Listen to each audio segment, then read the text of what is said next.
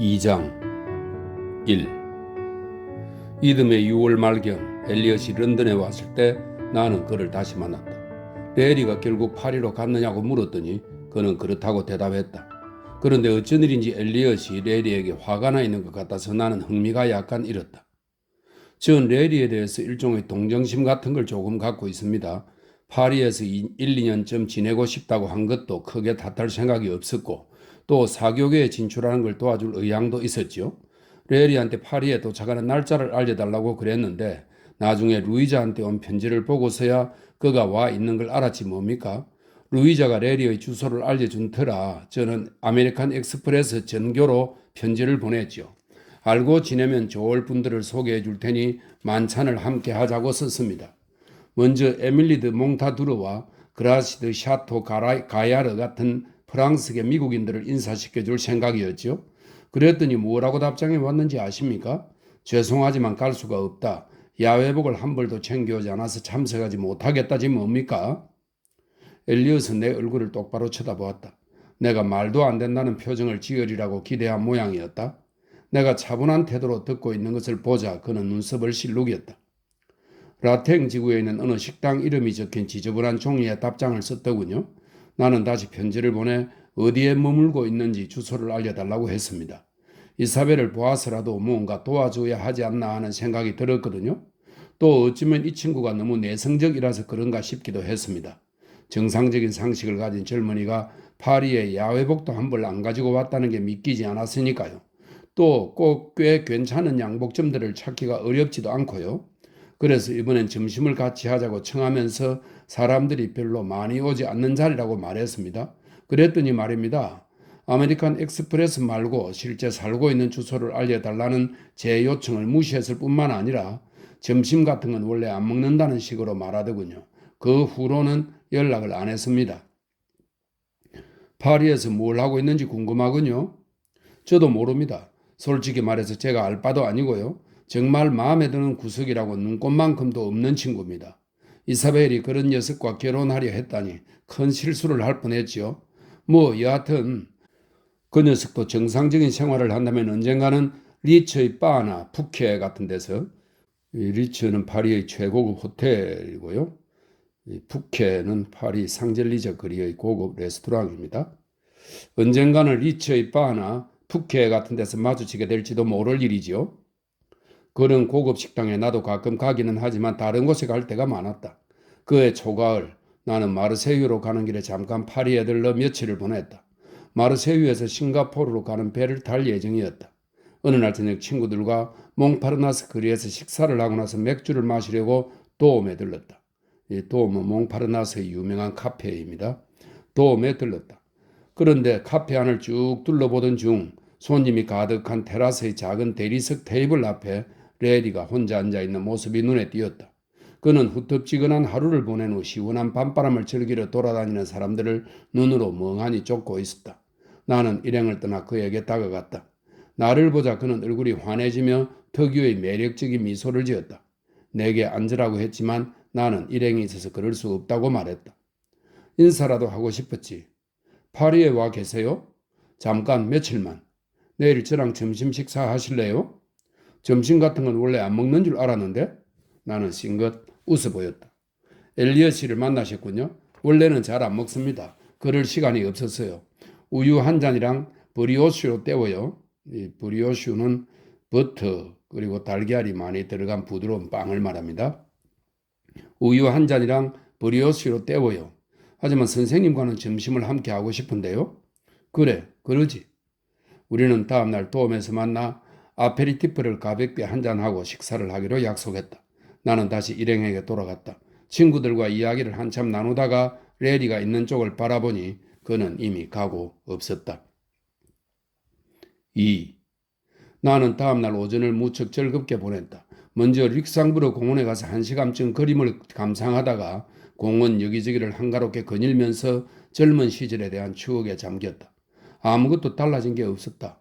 좋아하는 작가에 관해 열심히 토론하며 둘씩 짝을 지어 자갈길을 걸어가는 학생들도, 부모들이 지켜보는 앞에서 굴릉쇠를 굴리며 노는 아이들도, 볕이 따사롭게 비치는 자리에 앉아 조간 신문을 읽는 노인들도 모두 예전 그대로인 것 같았다. 벤치에 앉아서 식료품 가격이나 하인들의 잘못된 행실에 관해 수다를 떠는 중년 과부들도 그대로였다. 그 다음에 나는 오데온 거리에서 새로 나온 책들을 구경했다. 까다로운 저문에 눈을 피하려고 애쓰면서 조금이라도 더 많이 책을 읽으려고 하는 가난한 젊은이들을 보니 꼭 30년 전 내 모습을 보는 것 같았다. 서점에서 나온 후에 초라하지만 친근함이 느껴지는 거리를 따라 천천히 걷다 보니 어느새 몽파르나스 거리의 돔 앞에 이르렀다. 레리는 먼저 와서 기다리고 있었다. 우리는 간단히 한잔하고 나서 옥 위에서 식사를 할 수 있는 레스토랑으로 갔다. 그는 내 기억 속의 모습보다 낯빛이 조금 더 창백했다. 그 때문인지 우묵하게 들어간 검은 눈동자가 더욱 짙어 보였다. 하지만 다른 젊은이들한테서는 보기 힘든 예의 그 침착함만은 변함없었다. 천진난만하고 매력적인 미소도 여전했다. 식사를 주문할 때 나는 그가 불어를 매우 유창하게 한다는 사실을 알아챘다. 나는 불어가 훌륭하다고 칭찬해 주었다. 전부터 불어를 조금 알고 있었어요.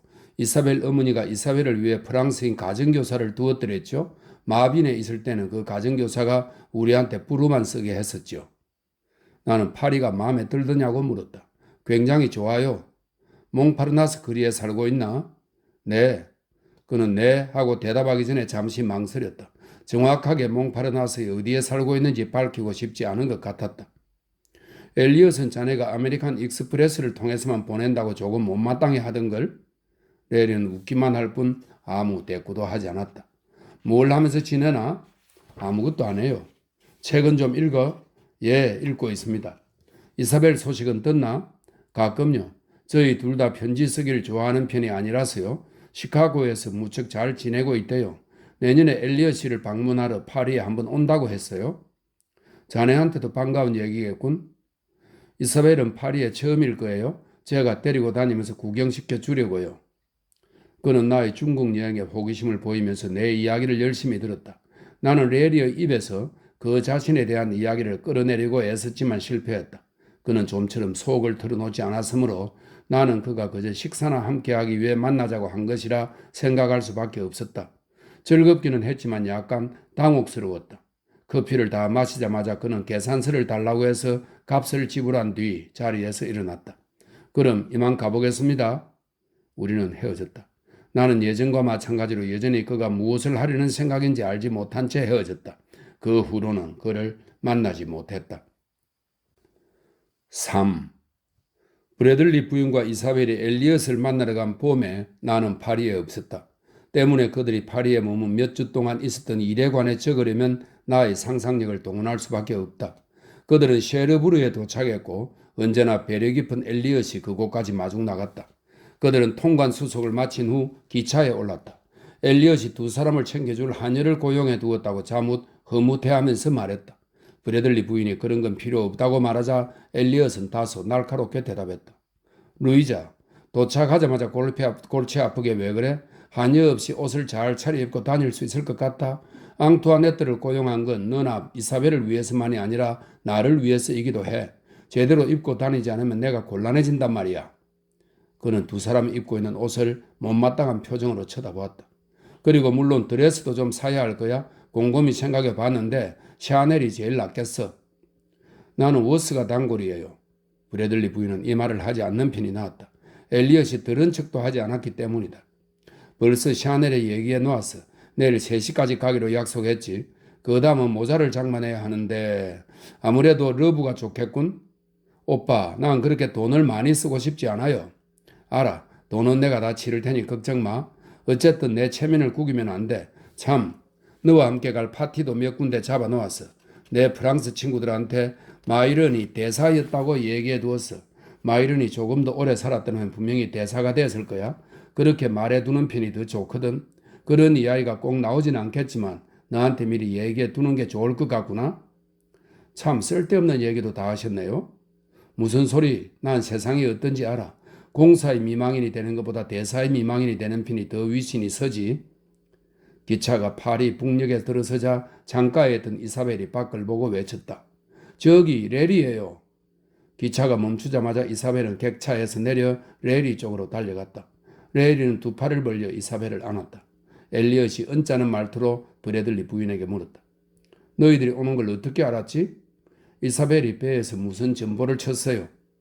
브래들리 부인은 레리의 볼에 다정하게 입맞춤을 해주었고 엘리엇은 악수를 했다.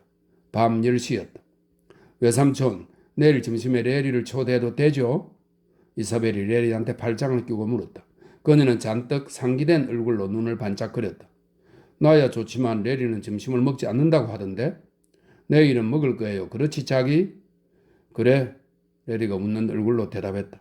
그럼 내일 1시에 오게나? 엘리엇은 레리가 어서 가버렸으면 싶은지 그에게 다시 손을 내밀었다. 그러나 레리는 태연하게 그를 향해 웃어 보이며 말했다. 짐도 들어드리고 택시도 잡아드려야죠. 엘리엇은 잠옷 점잔을 빼며 말했다. 차는 내가 가져왔고 짐도 운전사가 알아서 들어줄 거야. 잘 됐군요. 그럼 이제 가면 되겠네요. 혹시 제가 앉을 자리가 있다면 현관 앞까지 함께 가고 싶습니다. 이사벨이 나서서 대답했다. 그래 그렇게 해 레리. 레리와 이사벨이 나란히 함께 플랫폼을 걸어가고 그 뒤를 엘리엇과 브래들리 부인이 따랐다. 엘리엇의 얼굴에 못마땅한 기색이 가득했다. 예의 범절도 모르는 녀석. 엘리엇은 불어로 혼자 중얼거렸다. 그는 어떤 경우에는 불어로 자신의 감정을 더 정확하게 표현할 수 있다고 느꼈다. 다음날 오전 11시에 엘리엇은 옷을 다 입고 나서 하인 조제프와 하녀 앙뚜아네트를 통해 여동생한테 이야기를 나누게 서재로 오라는 메시지를 전달했다. 여동생이 들어오자 그는 조심스럽게 서재 문을 닫고 만으로 만든, 이 만우는 보석의 일종입니다. 만으로 만든 기다란 물뿌리에 담배를 넣고 불을 붙인 다음 의자에 앉았다. 이사벨이랑 레리는 아직 약혼 중인 거지? 내가 알기론 그래요. 그 친구에 대해 별로 좋은 얘기를 해줄 게 없어서 유감이야. 엘리엇은 자기가 레리를 사교계에 진출하도록 도와주려고 했다는 것과 괜찮은 신사로 만들기 위해 세웠던 계획들을 말해주었다. 그 녀석이 살기에 적당한 1층 아파트까지 봐두었지. 젊은 레텔 후작의 집인데 마드리드 주재 대사로 부임하게 돼서 세를 놓았거든. 하지만 레리는 그의 제안을 거절했으며 도움 같은 것을 원치 않는다는 태도를 보였다고 엘리엇은 설명했다. 파리가 주는 이점들을 조금도 이용하지 않는다면 뭐하러 파리에 온 건지 도대체 이해할 수가 없어. 뭘 하며 사는지도 모르겠고 딱히 알고 지내는 사람도 없는 것 같은데? 그 녀석 주소는 알아? 아메리칸 익스프레스를 통해서만 편지를 받았어요. 출장은 셀즈맨이나 휴가 나온 학교 선생같이 굴고 있구만. 몽마르트르 아틀리에 같은 데서 작년 하나쯤 꿰고 살고 있는지도 모르지. 오빠 무슨 그런 말을. 어디 살고 있는지도 무슨 비밀처럼 숨기고 같은 신분의 사람들과 사귀는 것도 마다하니 그렇게 생각할 수밖에. 레리는 그런 애가 아니에요. 어젯밤에도 봤듯이 이사벨을 변함없이 사랑하고 있잖아요. 바람이나 피울 무분별한 애는 아니에요. 남자들은 얼마든지 딴 마음을 품을 수 있다고 말하기라도 하듯 엘리엇은 그녀를 향해 어깨를 으쓱해 보였다. 그레이 메투리는 어때? 지금도 이사벨을 좋아하고 있나? 이사벨만 좋다고 하면 당장 내일이라도 결혼하려 들걸요. 그러고 나서 브래들리 부인은 예정보다 빨리 유럽에 오게 된 이유를 설명했다. 그녀는 자신의 건강이 나빠졌다는 사실을 알았다. 의사는 당뇨병이라는 진단을 내렸다. 심각한 정도는 아니었으므로 식단을 조절하고 적당한 양의 인슐린을 보충해주면 정상적으로 오랫동안 건강을 유지하며 살 수 있다고 했다. 하지만 그녀는 불치병이 걸렸다는 사실을 알고 나자 이사벨이 하루빨리 결혼해 안정된 생활을 하는 것을 보고 싶어졌다. 그녀는 이 문제에 관해 딸과 진지하게 의논했다. 이사벨은 사리를 분별할 줄 아는 처녀였다. 그녀는 만일 레리가 파리에서 2년을 보낸 뒤에도 시카고에 돌아와 취직하기를 거부한다면 그와 헤어지겠다는 데 동의했다. 하지만 브래들리 부인은 약속한 2년이라는 시간을 기다렸다가 마치 무슨 도망친 범인이라도 잡으러 오듯 그를 데리러 와야 한다는 사실이 영 마음에 들지 않았다. 그것은 이사벨의 체면을 망가뜨리는 일이기도 했다. 또한 이사벨은 어릴 적 이후로 유럽에 와본 적이 없으니 그들이 여름을 보내려 유럽에 오는 것은 퍽 자연스러운 일일 터였다. 파리를 방문한 후에는 브래들리 부인의 병에 도움이 되는 온천 같은 데라도 가고 또 한동안은 오스트리아의 티롤 지방에서 보내고 다시 천천히 이탈리아를 둘러보는 것이었다. 브래들리 부인은 그러한 여행에 레리를 데리고 다닐 요량이었다. 그러면 레리와 이사벨은 둘이 오랫동안 떨어져 있은 후에도 여전히 사랑이 식지 않았는지 알 수 있을 것이었다. 또 레리가 마음대로 실컷 노는 생활을 잠시 해본 다음 이제는 책임감 있는 생활을 받아들일 준비가 되어 있는지도 분명히 알 수 있을 터였다. 레리가 일자리를 거절해서 헨리 매트린도 처음엔 불쾌하게 생각했지요. 하지만 그레이가 자기 아버지한테 다시 잘 얘기해서 설득했어요. 레리가 시카고에 돌아오기만 하면 그 회사에서 일할 수 있도록 말이에요. 그레이는 참 괜찮은 젊은이야. 그렇고 말고요. 브래들리 부인은 한숨을 쉬었다. 그레이라면 이사벨을 행복하게 해줄 수 있을 텐데. 엘리엇은 두 모녀를 위해 약속을 잡아놓은 파티들에 대해 이야기해 주었다. 다음 날은 많은 지인들이 모이는 오찬회를, 주말에는 화려한 저녁 파티를 열 예정이라고 했다. 또 샤또 가야르 집안에서 열리는 환영 파티에도 갈 예정이었고 로트실트 가에서 주최하는 무도회 초대장도 마련해 두었다고 했다. 레리도 초대할 거죠? 야외복도 한 벌 없다고 하던걸? 엘리엇이 콧방귀를 끼며 대답했다. 그래도 함께 가자고 해요. 어쨌거나 레리는 착한 애잖아요. 너무 냉정하게 그러지 말아요. 그럴수록 이사벨만 더 고집이 세어질 거예요. 그래, 원한다면 초대하지. 레리는 약속한 시간에 맞춰 점심 식사를 하러 왔다. 원래 사교성이 좋고 예의 바른 엘리엇은 레리를 대단히 친절하게 대했다. 그것은 그다지 어려운 일이 아니었다. 레리가 워낙 쾌활하고 명랑했으므로 대단히 심보가 삐뚤어진 사람이 아니고서는 그에게 매력을 느끼지 않을 수가 없었다. 한동안은 시카고와 그곳에 사는 모두가 아는 친구들에 관한 이야기가 이어졌다. 그래서 엘리엇은 상냥한 표정을 지으면서 속으로는 사교적인 가치가 전혀 없다고 여겨지는 사람들에 대한 이야기에 관심이 있는 척할 수밖에 없었다. 듣고 있는 것이 그리 싫지만은 않았다. 어느 젊은이들이 약혼을 했다느니 누가 누구랑 결혼했고 누구는 이혼했다느니 하는 이야기가 재미있기도 했다. 하지만 그런 사람들이 뭐가 중요하단 말인가? 그는 아름다운 클랭샹 후작 부인이 연인인 콜롱백 공작이 그녀를 버리고 남미의 어느 백만장자의 딸과 결혼해버려서 독약을 먹고 죽으려고 했다는 이야기를 알고 있었다. 그 정도 얘기라야 화제로 삼을 만한 것 아닌가? 엘리엇은 레리를 보면서 그에게 무언가 독특한 매력이 있다는 사실을 인정하지 않을 수 없었다. 움푹하게 들어간 검은 눈, 튀어나온 광대뼈, 하얀 피부, 표정이 풍부하게 담긴 입술 같은 것을 보고 있노라면 보티첼리가 그린 초상화가 떠올랐다.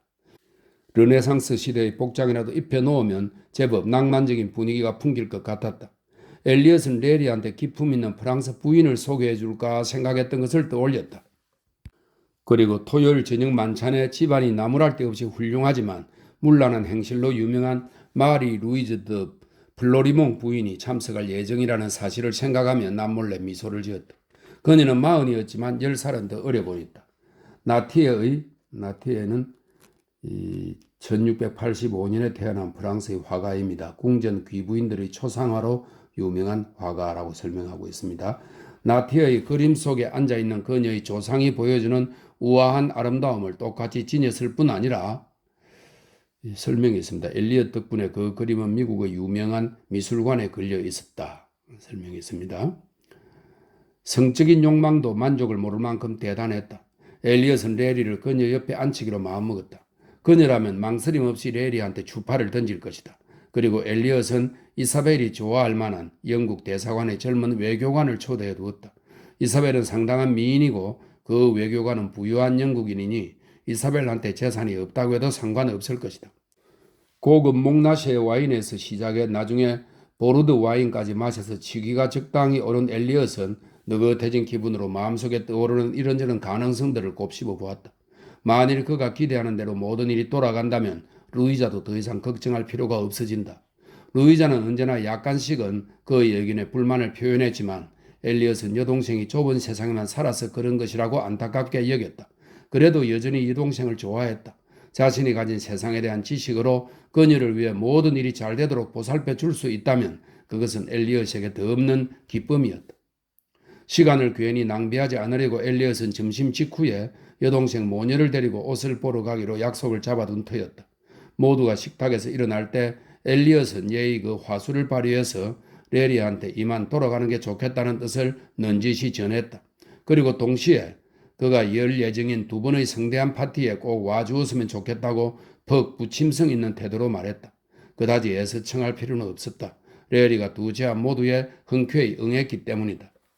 그러나 엘리엇의 계획은 실패하고 말았다. 레리가 무척 근사한 야외복을 입고 저녁 파티에 나타났을 때 엘리엇은 적이 안심했다. 지난 점심 식사 때 입었던 푸른색 양복 차림으로 올까봐 내심 걱정했기 때문이다. 만찬이 끝난 후 엘리엇은 마리 루이즈 드 플로리몽을 구석으로 데리고 가서 레리가 어땠냐고 슬쩍 물어보았다. 눈이 아름답고 치아가 가지런해서 보기 좋더군요. 그뿐입니까? 딱 부인 취향이라고 생각해서 일부러 옆에 앉혔는데요. 그녀는 미심쩍은 눈으로 그를 쳐다보았다. 그 청년은 당신의 아름다운 조카딸과 약혼한 사이라던데요. 이것 보세요, 부인. 부인은 정해진 여자가 있다고 해도 얼마든지 상대방을 자기 것으로 만들어 버릴 줄 아시는 분 아닙니까? 저더러 그렇게 하란 말씀이세요? 저는 당신을 위해서 그런 지저분한 짓까지 할 생각은 없어요. 엘리엇은 빙긋이 웃었다. 그러니까 부인 말씀은 시도는 해보았는데 별 소용이 없더란 뜻인가요? 엘리엇, 내가 당신을 좋아하는 이유는 당신이 포주의 기본적인 원칙 같은 걸 아는 사람이기 때문이에요. 당신은 저 청년이 조카딸과 약혼하지 않길 바라는 모양이군요. 왜요? 예의도 바르고 꽤나 매력적인 젊은이던데. 하지만 너무 순진하긴 해요. 내가 하는 말이 무슨 뜻인지 거의 알아채지 못하는 것 같아서요. 좀 더 노골적으로 말씀하셨어야 해요. 나도 바보가 아니에요. 내가 시간 낭비를 하고 있는지 아닌지 정도는 안다고요. 저 젊은이 눈에는 오로지 이사벨밖에 안 보이는 것 같은데요. 우리끼리 얘기지만 이사벨은 나보다 20살이나 어리잖아요. 게다가 미모도 뛰어나고요. 이사벨의 드레스는 어떻습니까? 제가 직접 골라주었지요. 예쁘네요. 잘 어울려요. 다만 아직 세련미가 부족하네요. 엘리엇에게는 이 말이 마치 자신을 비난하는 것처럼 들렸다. 엘리엇은 자기도 한번 비꼬아주지 않고는 더 플로리몽 부인을 보내고 싶지가 않았다. 그는 온화하게 웃으며 말했다. 부인과 같은 세련미를 얻으려면 부인만큼 고령이 되어야 하겠지요. 그러자 더 플로리몽 부인은 가늘고 긴 칼이 아니라 몽둥이를 휘둘렀다. 그녀가 맞받아친 말은 엘리엇 몸속에 흐르는 버지니아인의 피를 끓어오르게 만들었다. 하지만 갱들의 나라인 당신 나라에서는 미묘하고 독특한 세련미를 놓치는 일이 거의 없는 걸로 알고 있는데요. 더 플로리몽 부인이 막판에 터집을 잡긴 했지만 엘리엇의 나머지 손님들은 모두 이사벨과 레리를 마음에 들어했다. 그들은 이사벨의 풋풋한 아름다움과 넘치는 건강미와 명랑한 성격을 좋아했다.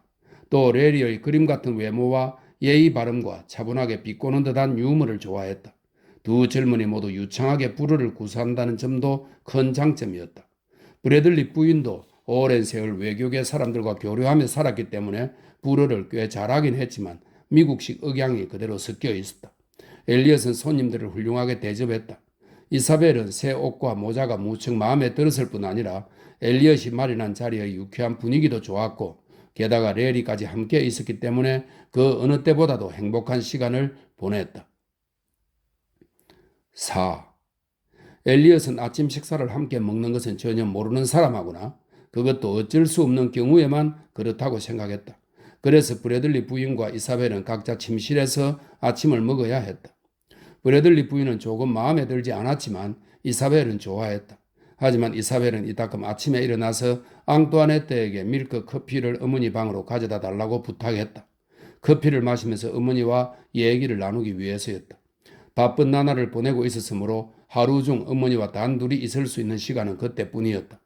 파리에 온 지 한 달이 거의 되어가는 어느 날 아침, 이사벨은 여느 때처럼 전날 밤에 있었던 이런저런 일들을 이야기했다.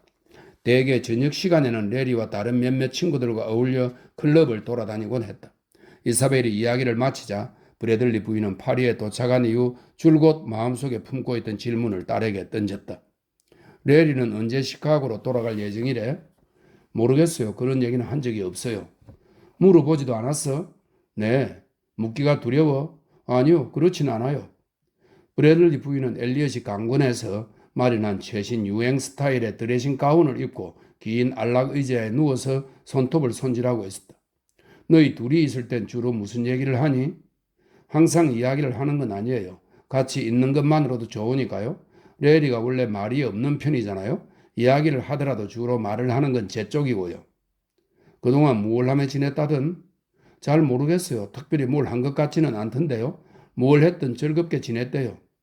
어디에 산대? 그것도 잘 모르겠어요. 도통 말을 안 하려고 그러는 것 같아. 그렇지 않니? 이사벨은 담배에 불을 붙이고 코로 연기를 뿜어내면서 차분하게 엄마를 쳐다보았다. 엄마, 그게 무슨 뜻이에요?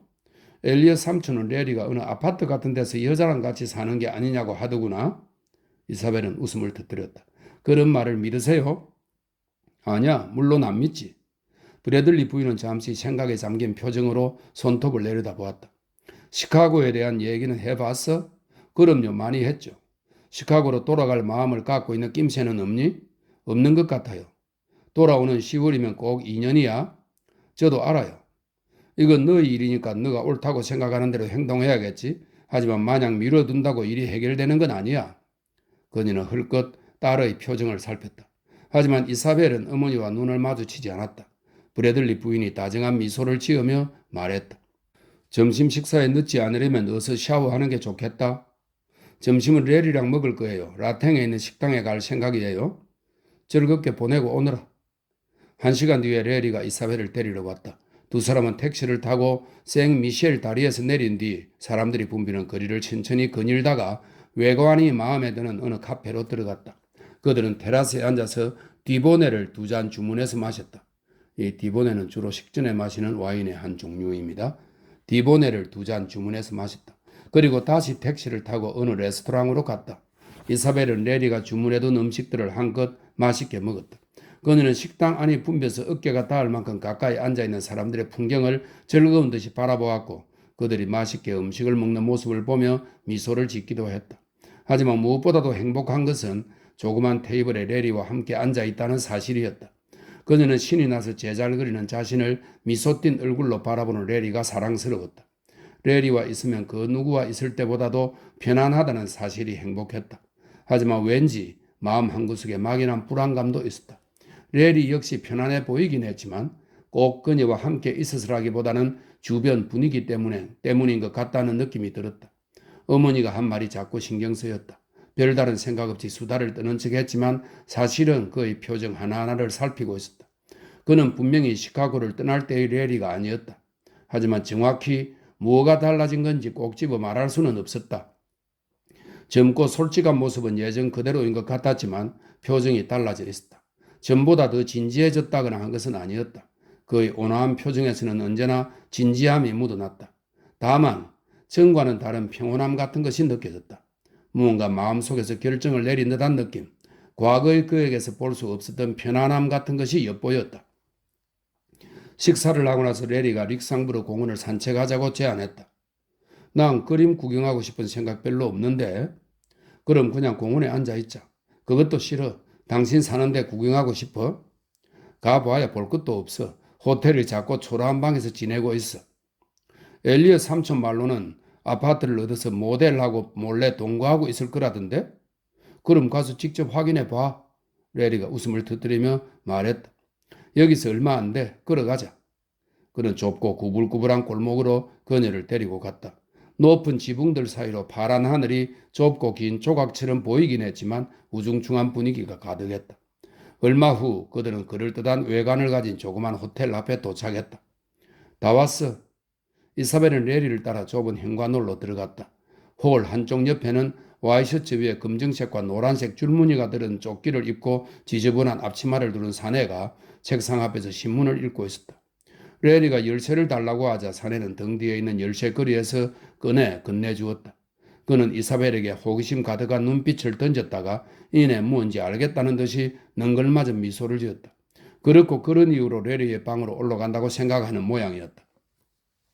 계단을 올라가자 낡은 빨간색 양탄자가 깔린 바닥이 나왔고 조금 후 레리가 방문을 열었다. 이사벨은 창문이 2개 달린 자그마한 방으로 들어갔다. 창방 맞은편에 회색빛 아파트가 보였고 아파트 건물 1층에 문방구가 있었다. 방 안에는 1인용 침대와 그 옆에 작은 탁자가 놓여 있고 커다란 거울이 달린 묵직한 옷장, 푹신하게 속을 넣긴 했지만 등받이가 곧은 팔걸이 의자가 있었다. 2개의 창문 사이에 있는 테이블 위에 타자기와 종이와 책들이 놓여 있었다. 벽난로 선반 위에도 문고판 책들이 쌓여 있었다. 여기 팔걸이 의자에 앉아 별로 편하진 않겠지만 그나마 제일 좋은 의자니까 그는 다른 의자를 가져다가 앉았다. 여기서 지내는 거야? 그는 이사벨의 표정을 보고 빙긋이 웃었다. 그래, 파리에 온 후 쭉 여기서 지냈어. 왜? 편하니까. 국립도서관이랑 소르본 대학이 여기서 가깝거든. 그는 이사벨이 미처 알아채지 못한 문을 가리켰다. 욕실도 있어. 아침은 여기서 먹고 그 외의 식사는 아까 우리가 점심 먹은 식당에서 주로 해. 방이 너무 초라해. 아니야, 난 상관없어. 이 정도면 충분해. 이 호텔에는 어떤 사람들이 있어? 글쎄, 나도 잘은 몰라. 지붕 아래쪽 방에는 학생들이 몇 명 살아. 관층에 다니는 나이든 독신 남자가 두세쯤 있고 예전에 오대온 극장에서 배우를 했다는 여자도 있어. 욕실이 딸린 방이 여기 말고 하나 더 있는데 거기는 어떤 신사의 첩이 살고 있지. 그 신사가 2주에 한 번씩 목요일마다 만나러 와. 떠내기 손님들도 조금 있는 것 같고 굉장히 조용하고 괜찮은 곳이야. 이사벨은 약간 당황스러웠다. 레리가 그런 여자를 알아채고 재미사는 표정을 지었기 때문에 그녀는 조금 화를 낼까 하는 생각도 잠시 들었다. 테이블 위에 있는 저 커다란 책은 뭐야? 저거, 그리스 사전이야. 뭐라고? 이사벨이 놀란 목소리로 되물었다. 걱정 마. 사전이 너를 잡아먹진 않을 테니까. 그리스어를 공부해? 뭐하러? 그냥 그러고 싶어서. 레리는 눈가에 웃음기를 띠고 이사벨을 쳐다봤다. 이사벨도 미소로 답했다. 파리에 와서 줄곧 뭘 하며 지냈는지 말해줄 수 있어? 책을 좀 많이 읽었어. 하루에 8시간에서 10시간쯤 소르본 대학에서 하는 강의도 들었고 프랑스 문학에서 중요한 작품들은 전부 읽은 것 같아. 라틴어도 읽을 줄 알아. 적어도 산문은 말이야. 라틴어도 부르만큼은 쉽게 읽게 됐어. 물론 그리스는 더 어렵지. 하지만 좋은 선생님한테 배우고 있어. 당신이 파리에 오기 전까지는 일주일에 3번씩 저녁마다 배우러 다녔어. 그런 것들을 배워서 뭐 하려고 그래? 지식을 얻는 거지. 그는 미소를 지었다. 현실적으로 별로 쓸모없는 것들 같은데? 어쩌면 그럴지도 모르고 아닐지도 모르지. 하지만 굉장히 재미있어. 오디세이아를 원문으로 읽는다는 게 얼마나 가슴 뛰는 일인지 몰라. 뭐랄까, 발끝으로 서서 손을 한껏 뻗으면 별에 닿을 수 있을 것 같은 기분이야. 그는 흥분감에 사로잡힌 사람처럼 의자에서 일어나 좁은 방 안을 왔다 갔다 했다. 지난 한두 달간은 스피노자를 읽었어. 아직 다 이해하지 못했지만 굉장히 흥미로웠어. 산악지대에 있는 더 넓은 고원에 비행기를 착륙시키고 내려선 기분이야. 마치 와인을 마시고 취하는 것처럼 고독감과 맑은 공기에 취하지. 정말 흥분되고 행복한 기분에 젖게 돼. 시카고에는 언제 돌아올 거야? 시카고? 글쎄 잘 모르겠어. 아직 생각 안 해봤어. 2년이 지나도 원하는 걸 얻지 못하면 포기하고 돌아온다고 그랬잖아. 어쨌든 지금은 돌아갈 수 없어. 이제 막 무언가 조금씩 보이려고 하니까 지금 내 눈앞에 펼쳐진 더 넓은 정신세계가 나를 부르고 있어. 난 그 세계를 여행하고 싶은 열망으로 가득해. 거기서 뭘 찾고 싶은데? 내 의문에 대한 대답들. 그렇게 대답하며 이사벨을 헐끗 쳐다보는 레리의 눈에 장난기가 묻어 있었다. 그녀가 레리를 매우 잘 알고 있지 않았더라면 그가 농담을 하는 줄 알았을 것이다. 신이 존재하는지 존재하지 않는지 확실히 알고 싶어. 왜 세상에 악이 존재하는지도 또 내게 불멸의 영혼이 있는지 아니면 죽으면 그것으로 끝인지 알고 싶어. 이사벨은 잠시 말문이 막혔다. 레리에게서 그런 말들을 듣는 것이 즐겁지 않았다. 다만 그가 평범한 대화를 나누듯 가볍게 이야기했기 때문에 이사벨은 당혹감을 그나마 억누를 수 있어서 다행이라고 생각했다. 하지만 레리, 그런 질문들은 수천 년 전부터 사람들이 물어온 것들이잖아. 만일 해답이 있다면 벌써 밝혀졌을 거야. 레리는 싱긋 웃었다. 내가 무슨 바보 같은 소리를 한다는 듯이 그렇게 웃지 마. 이사벨이 날카롭게 말했다. 아니야. 난 그 반대로 당신이 예리하게 말했다고 생각하는 걸. 하지만 한편으로 생각하면 사람들이 수천 년 동안 그런 질문을 던져왔다는 것은 그런 의문을 품지 않을 수 없다는 뜻이고 앞으로도 계속 그 해답을 찾아야 한다는 뜻이기도 해. 게다가 답을 찾은 사람이 아무도 없다는 것은 사실이 아니야. 다양한 대답들이 있으니까 많은 사람들이 스스로 만족스러워하는 대답을 찾아내서 예를 들면 루이스 브루크는 1293년에서 1381년까지 살았던 14세기 플랑드르의 신비론자입니다. 그 사람이 누군데? 학교에서는 배우지 않은 인물이야. 레리가 약간 성의 없게 대답했다. 이사벨은 잘 이해가 가지 않았지만 그냥 넘어갔다. 나한테는 세상 모르는 철부지 소리처럼 들려. 그런 건 대학 2학년쯤에나 한창 몰두하는 것들이잖아. 대개 사람들은 학교를 졸업하고 나면 그런 건 잊어버린다고. 먹고 살기 위해서 일을 해야 하니까.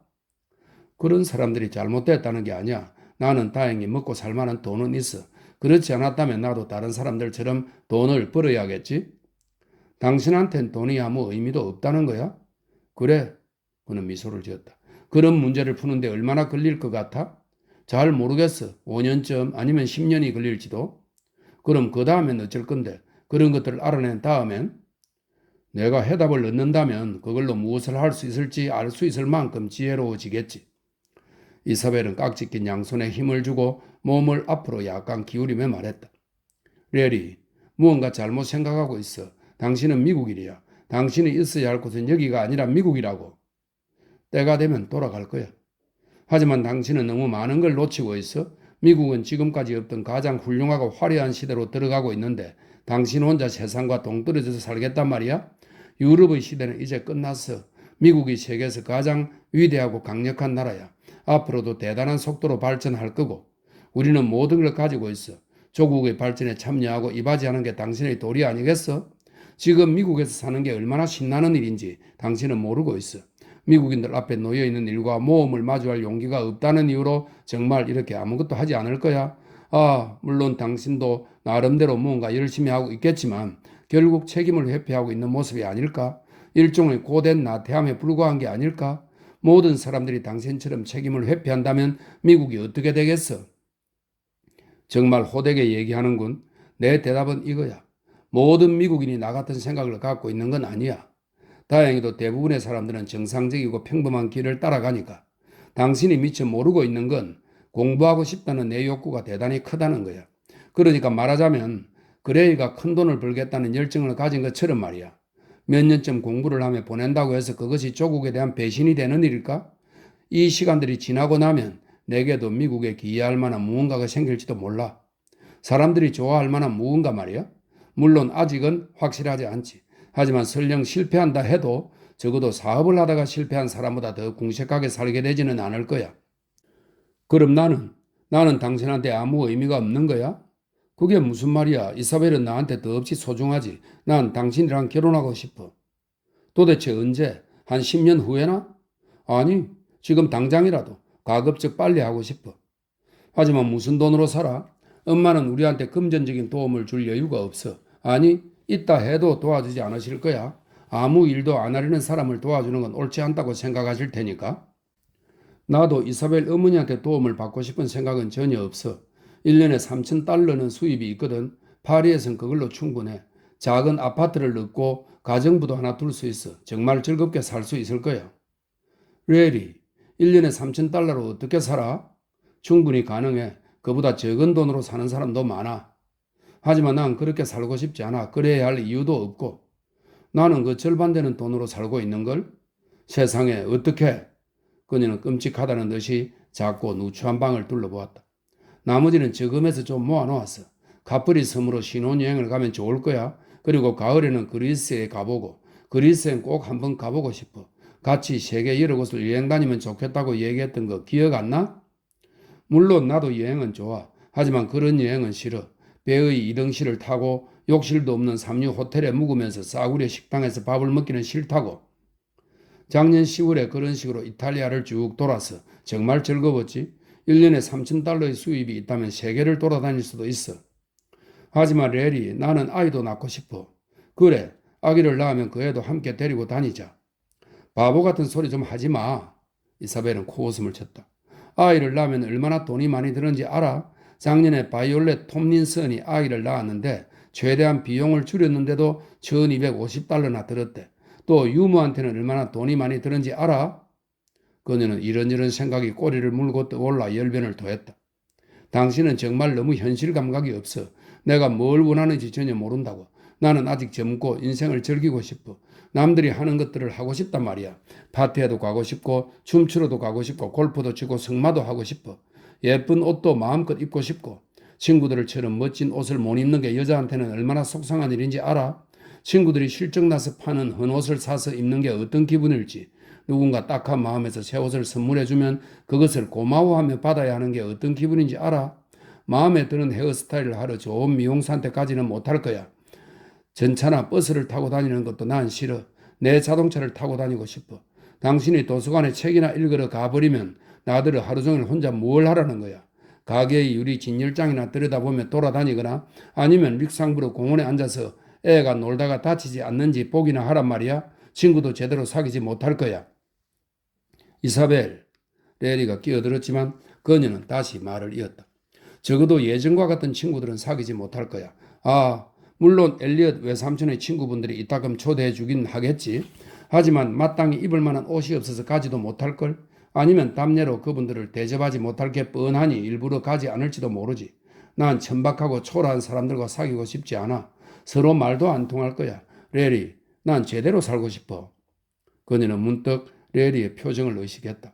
그의 눈빛은 여느 때와 다름없이 부드러웠지만 약간 재미사는 듯한 기색이 담겨 있었다.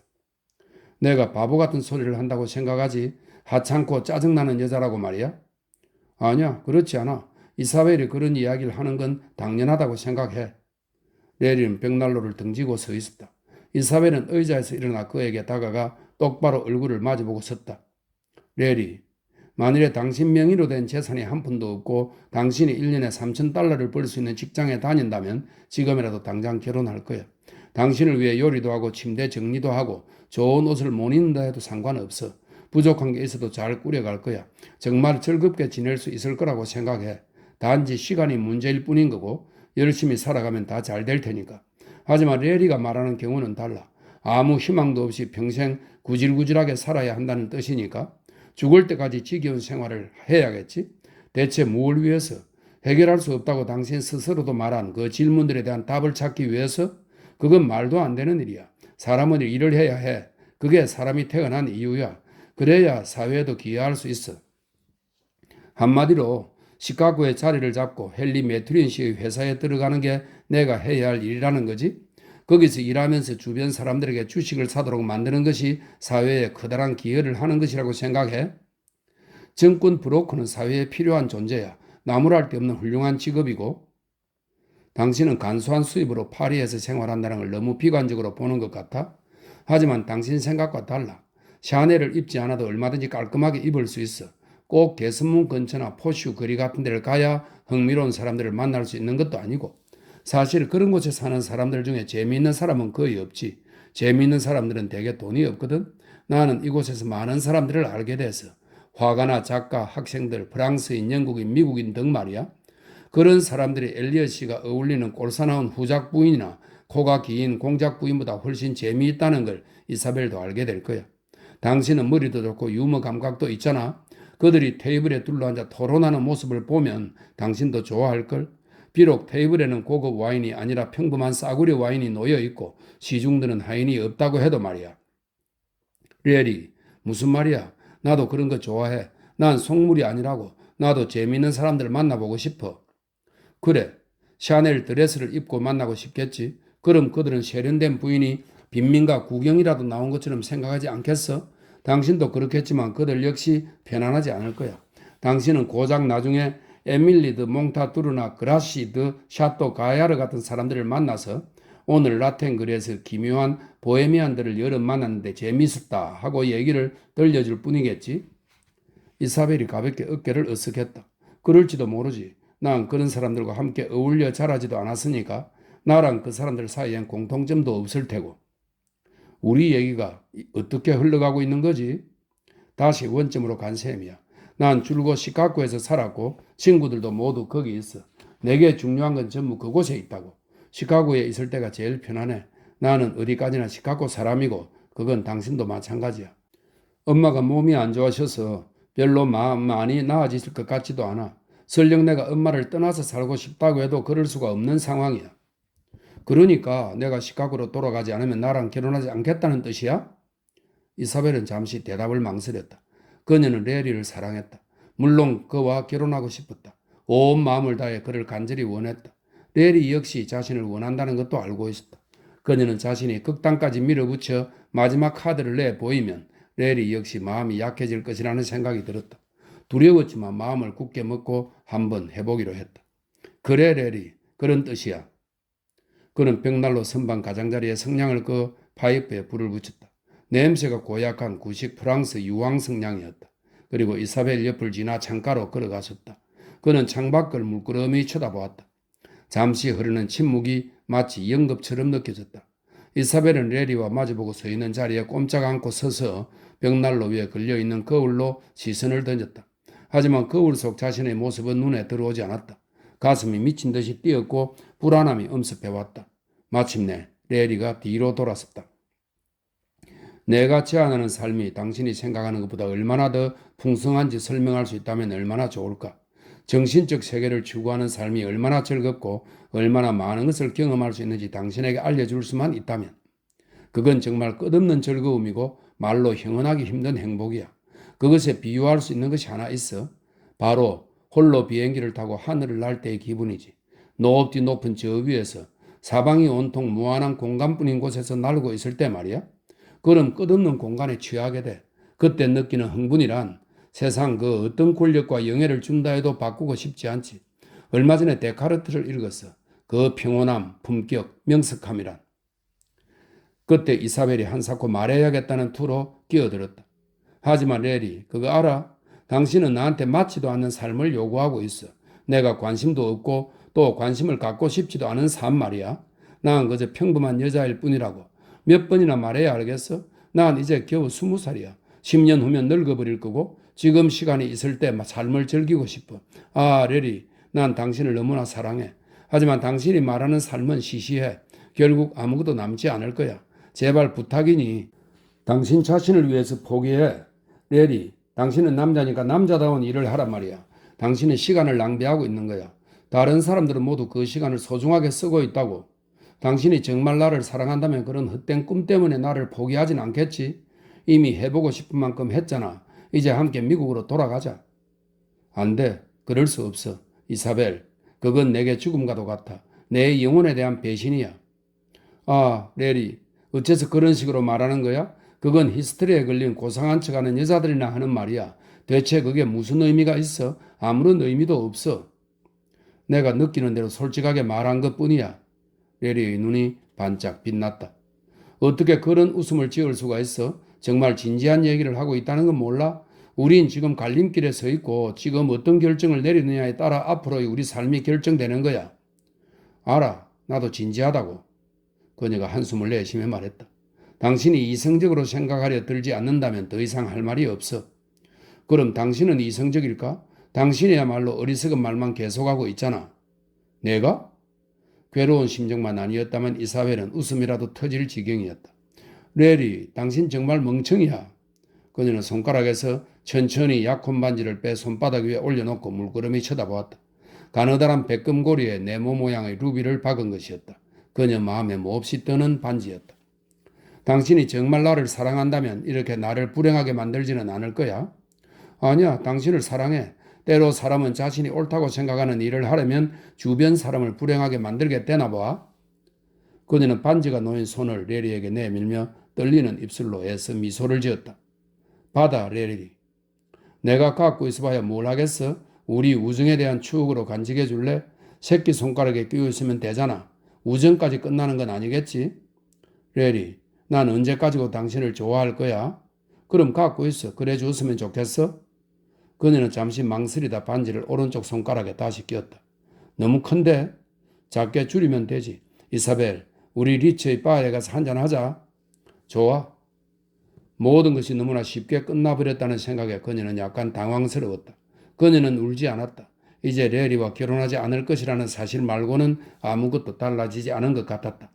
모든 게 끝났다는 사실을 그녀는 도저히 믿을 수가 없었다. 격렬한 장면조차 연출되지 않았다는 사실이 약간은 실망스러웠다. 마치 집을 빌리는 일을 의논하는 사람들처럼 너무나도 침착하게 이야기를 끝냈다. 가슴이 무너졌지만 한편으로는 둘 다 점잖게 행동했다는 사실에 희미한 안도감도 느껴졌다. 레리의 생각과 감정을 정확하게 알고 싶었지만 그건 언제나 어려운 일이었다.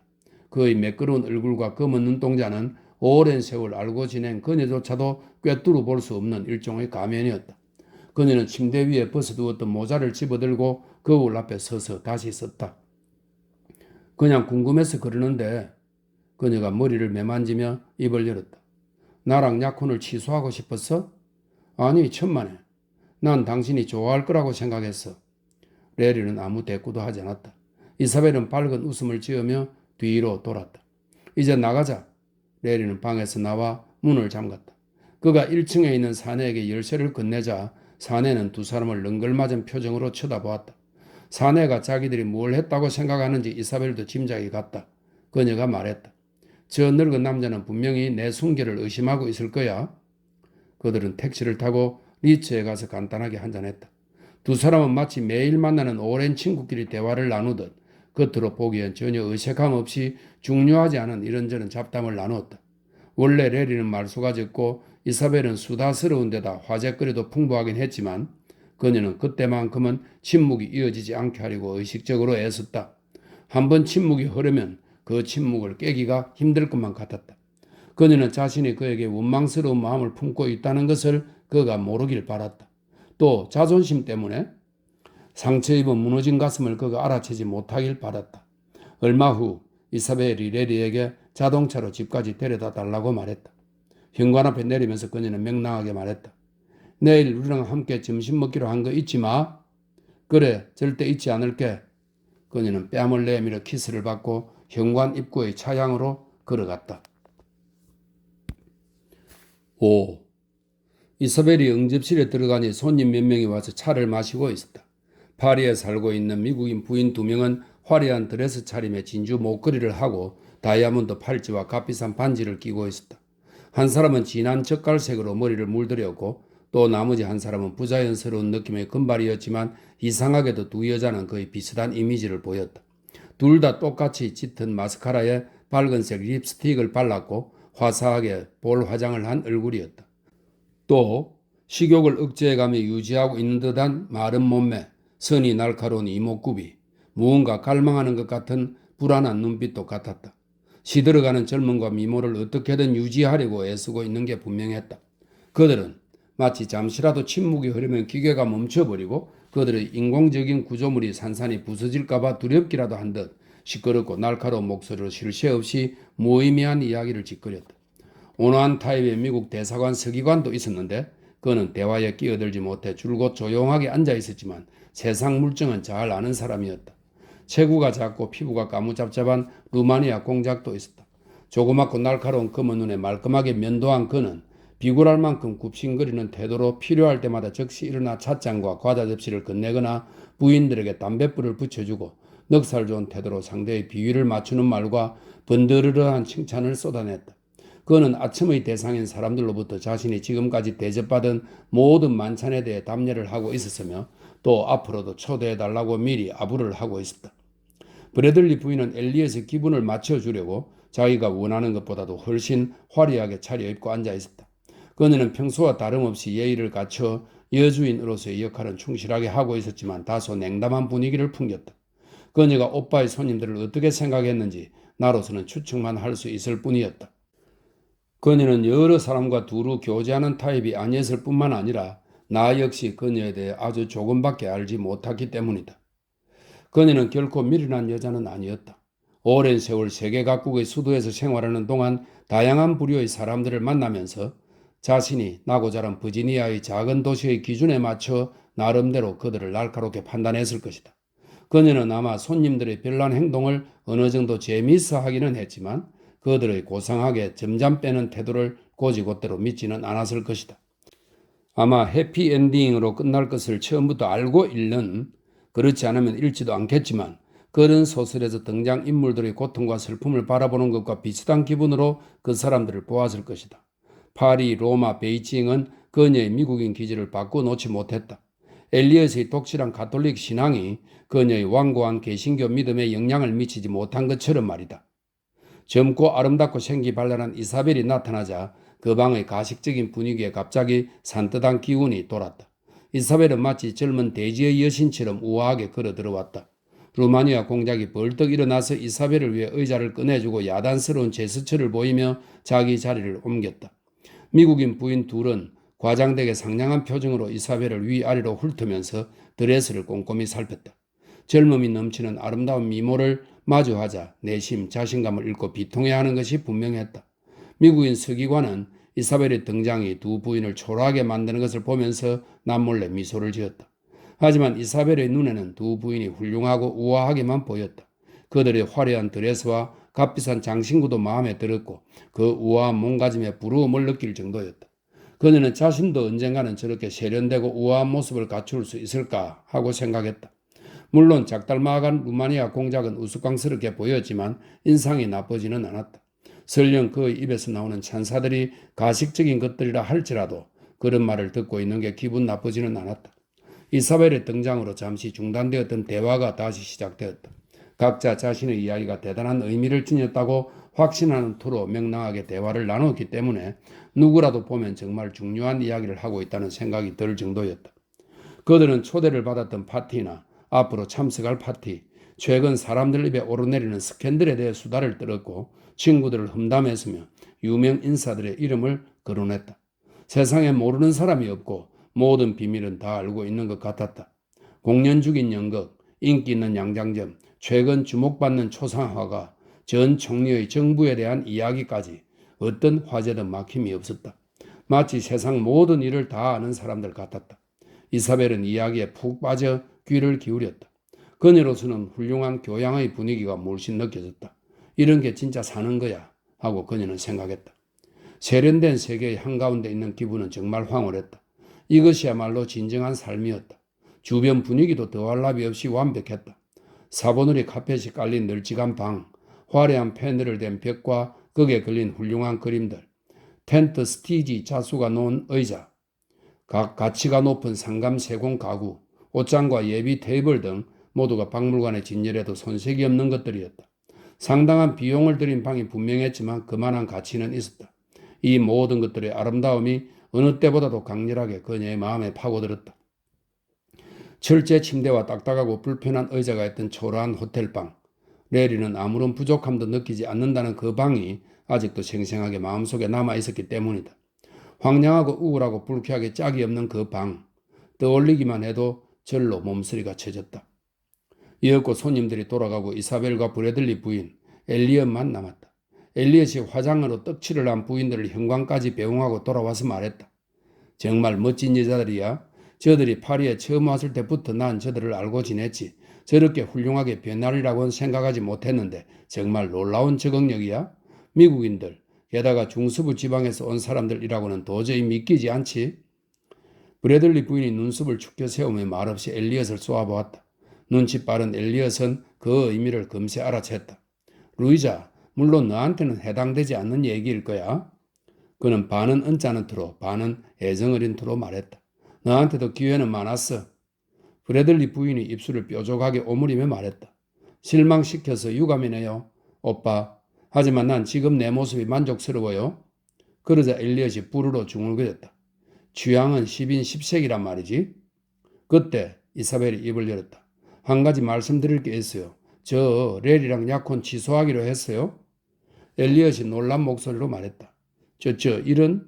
그럼 내일 점심자리가 난처해질 텐데 시간이 얼마 없으니 당장 다른 사람을 부를 수도 없잖아.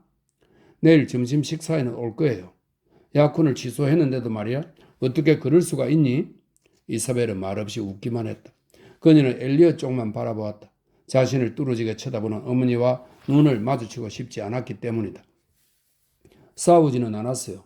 오늘 오후에 서로 충분히 얘기를 나눈 후에 결혼하지 않는 게 좋겠다는 결론을 내린 거예요. 레리는 미국으로 돌아가고 싶지 않대요. 계속 파리에 남아있겠대요. 그리스도 여행하고 싶다고 했어요. 도대체 무엇 때문에? 아테네는 사교계도 없는데 난 그리스의 미술품은 중요하게 생각해 본 적이 한 번도 없어. 헬레니즘 시대의 작품들 중에는 나름대로 매력적인 것들이 좀 있긴 하지만 페디아스의 작품들은 형편없지. 페이디아스는 고대 그리스의 조각가입니다. 브래들리 부인이 입을 열었다. 이사벨, 날 좀 봐라. 이사벨이 고개를 돌려 입가에 희미한 미소를 띠고 어머니를 쳐다보았다. 브래들리 부인은 딸의 얼굴을 뚫어져라 쳐다본 끝에 하고 헛기침만 했다. 딸이 울지 않았음을 그녀는 알 수 있었다. 이사벨은 차분하고 평온했다. 엘리엇이 말했다. 잘했다, 이사벨. 나도 너희 둘을 그럭저럭 참고 봐주려고 생각은 했지만 어차피 어울리는 한상이 아니었어. 너는 그 녀석한테 과분해. 그동안 파리에서의 행실을 보면 영 그런 녀석이라는 게 분명하지 않니? 너만한 미모에 너만한 인간관계면 얼마든지 더 좋은 짝을 만날 수 있어. 난 너가 굉장히 현명하게 판단했다고 본다. 브래들리 부인이 이사벨을 쳐다보았다. 그녀의 눈빛에는 약간의 걱정이 묻어 있었다. 엄마를 위해서 그런 결정을 내린 건 아니니 이사벨? 이사벨은 세차게 고개를 저었다. 아니에요. 전적으로 저 자신을 위해서 그런 거예요. 6. 나는 동양에서 돌아와 런던에서 지내고 있었다. 위에서 말한 사건들이 있고 2주쯤 지났을 무렵 어느 날 아침 엘리엇한테 전화가 왔다.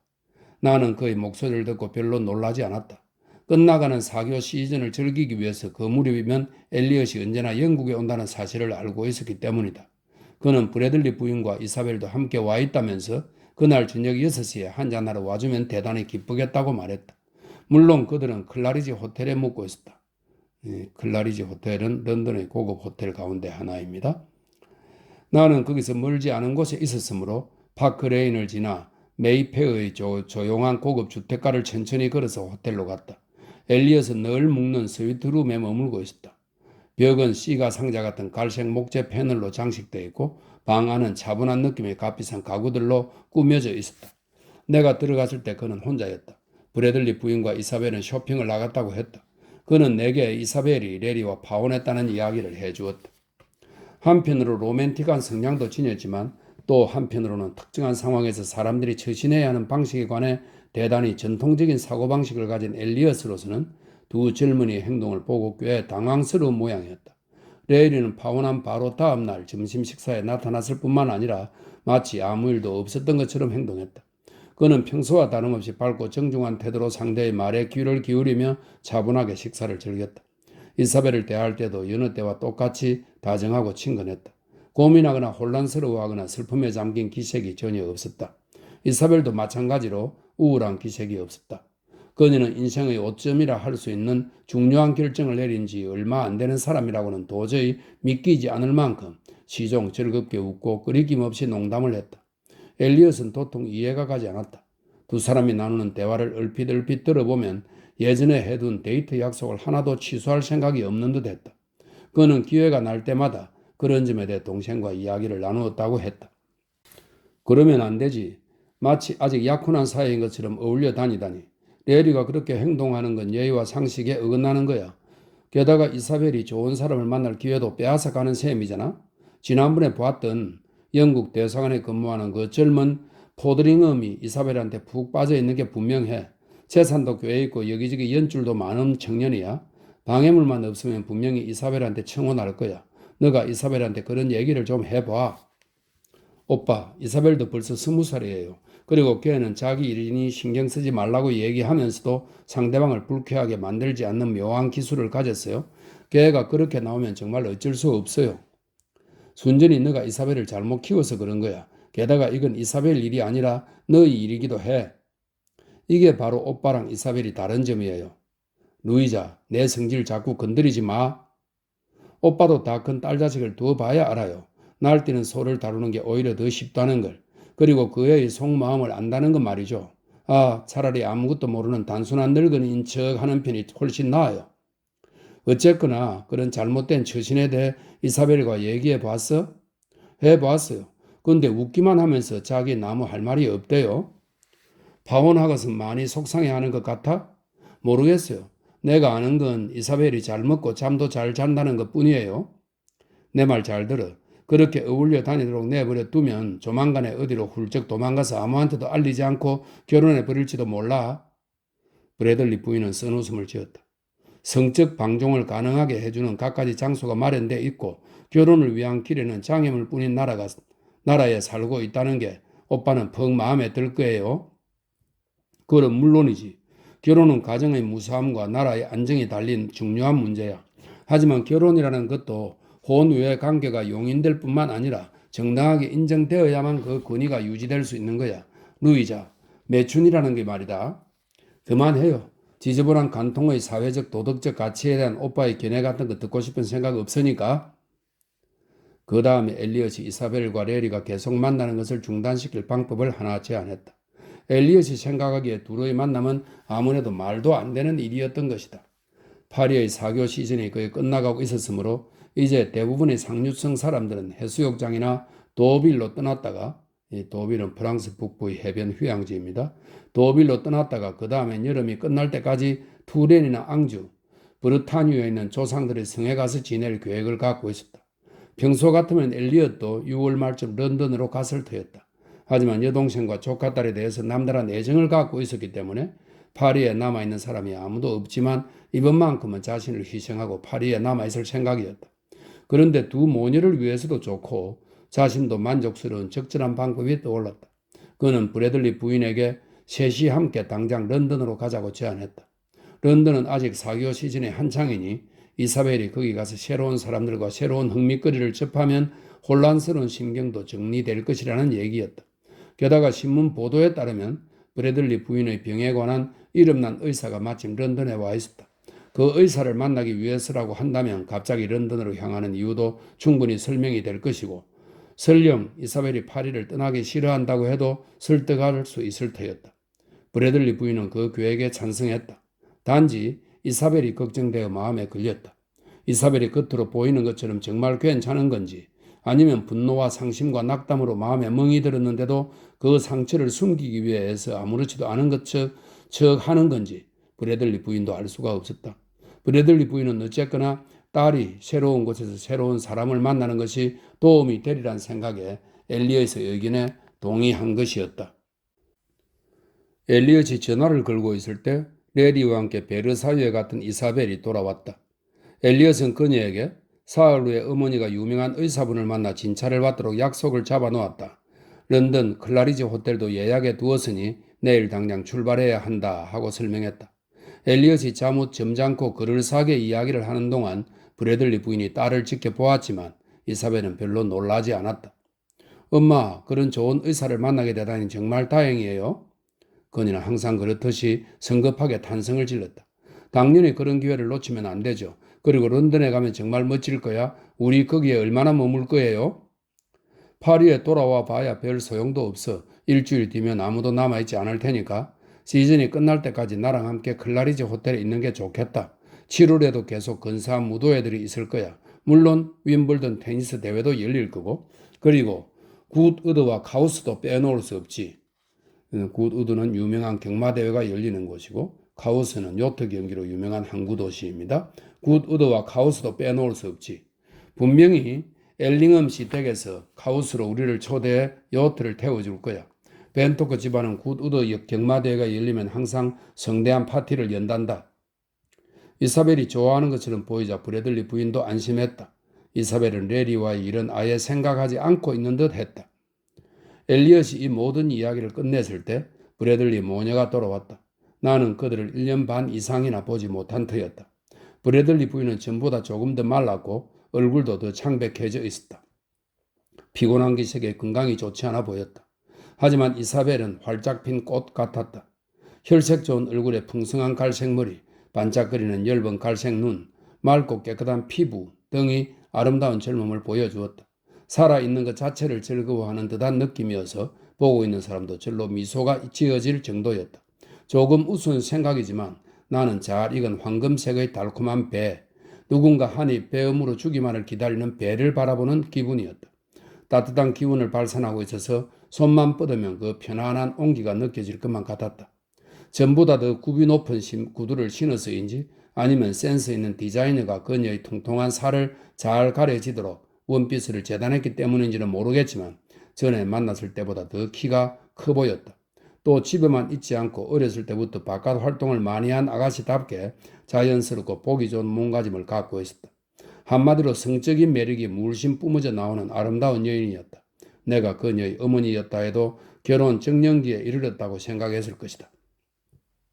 시카고에 있을 때 브래들리 부인에게 진 신세도 있고 해서 나는 세 사람을 언제 한번 저녁 때 연극에 초대하겠다고 말했다. 또 점심도 대접하겠다고 했다. 그러자 엘리엇이 말했다. 빨리 날짜를 정하시는 게 나을 겁니다. 벌써 친구들한테 우리가 여기 와 있다고 알려놓았기 때문에 하루나 이틀 후면 시즌이 끝날 때까지 스케줄이 꽉 차버릴지도 모르니까요. 그러면 나 같은 사람한테는 시간을 내주지 못할 거라는 뜻인 것 같았다. 나는 그냥 미소를 지어 보였다. 내 얼굴을 헐끗 쳐다보는 엘리엇의 눈빛에서 확실히 거만함이 느껴졌다. 하지만 물론 대개 6시쯤에 여기에 들르면 우리를 만나실 수 있을 테니 언제라도 오시면 기쁘게 맞겠습니다. 그는 정중한 태도로 말했지만 일개 작가에 불과한 나를 무시하는 기색이 분명히 느껴졌다. 하지만 지렁이도 밟으면 꿈틀하는 법이다. 내가 말했다. 그런데 세인트 올프드 댁에 한번 연락해 보시죠. 듣기로는 그들이 솔즈베리 대성당을 그린 컨스터블, 이것은 이 사람은 19세기 영국의 대표적인 풍경화가입니다. 컨스터블의 작품 하나를 처분하고 싶어 한다더군요. 전 이젠 그림 같은 건 사지 않습니다. 압니다. 하지만 당신이 그림 처분하는 걸 도와주실 수 있으리라 생각했는데요. 엘리엇의 눈이 차갑게 빛났다. 선생님, 영국 사람들은 훌륭한 국민입니다. 하지만 그림은 제대로 그릴 줄 모르는 사람들이죠. 또 앞으로도 마찬가지일 거고요. 저는 영국 그림에는 관심이 없습니다. 7. 그 후 4주 동안 나는 엘리엇과 브래들리 모녀를 거의 만나지 못했다. 엘리엇은 두 모녀에게 무척 즐거운 시간을 마련해 주고 있었다. 이번 주말에는 서섹스의 대저택에 데려가고 다음 주말에는 윌트시어에 있는 훨씬 화려한 저택에 데려가는 시기였다. 또 윈저 왕가의 공주에게 초대받아 오페라를 보러 가서 귀빈석에 앉게 해주었다. 훌륭한 명사들과 함께하는 오찬이나 만찬에도 자주 데려갔다. 이사벨은 여러 군데의 무도회에도 참석했다. 엘리엇은 몇몇 손님을 클라리지 호텔로 초대하여 대접하기도 했는데 그들의 이름은 다음날 아침 신문 지면을 장식했다. 그는 치로나 대사관에서도 저녁 파티를 개최했다. 엘리엇 자신으로서는 즐길 수 있는 자리에 최대한 그들을 데리고 다녔다. 이사벨은 고급스러운 세련미가 아직은 부족한 터라 외삼촌을 따라 참석하는 자리의 호화롭고 우아한 분위기에 약간은 압도되었다.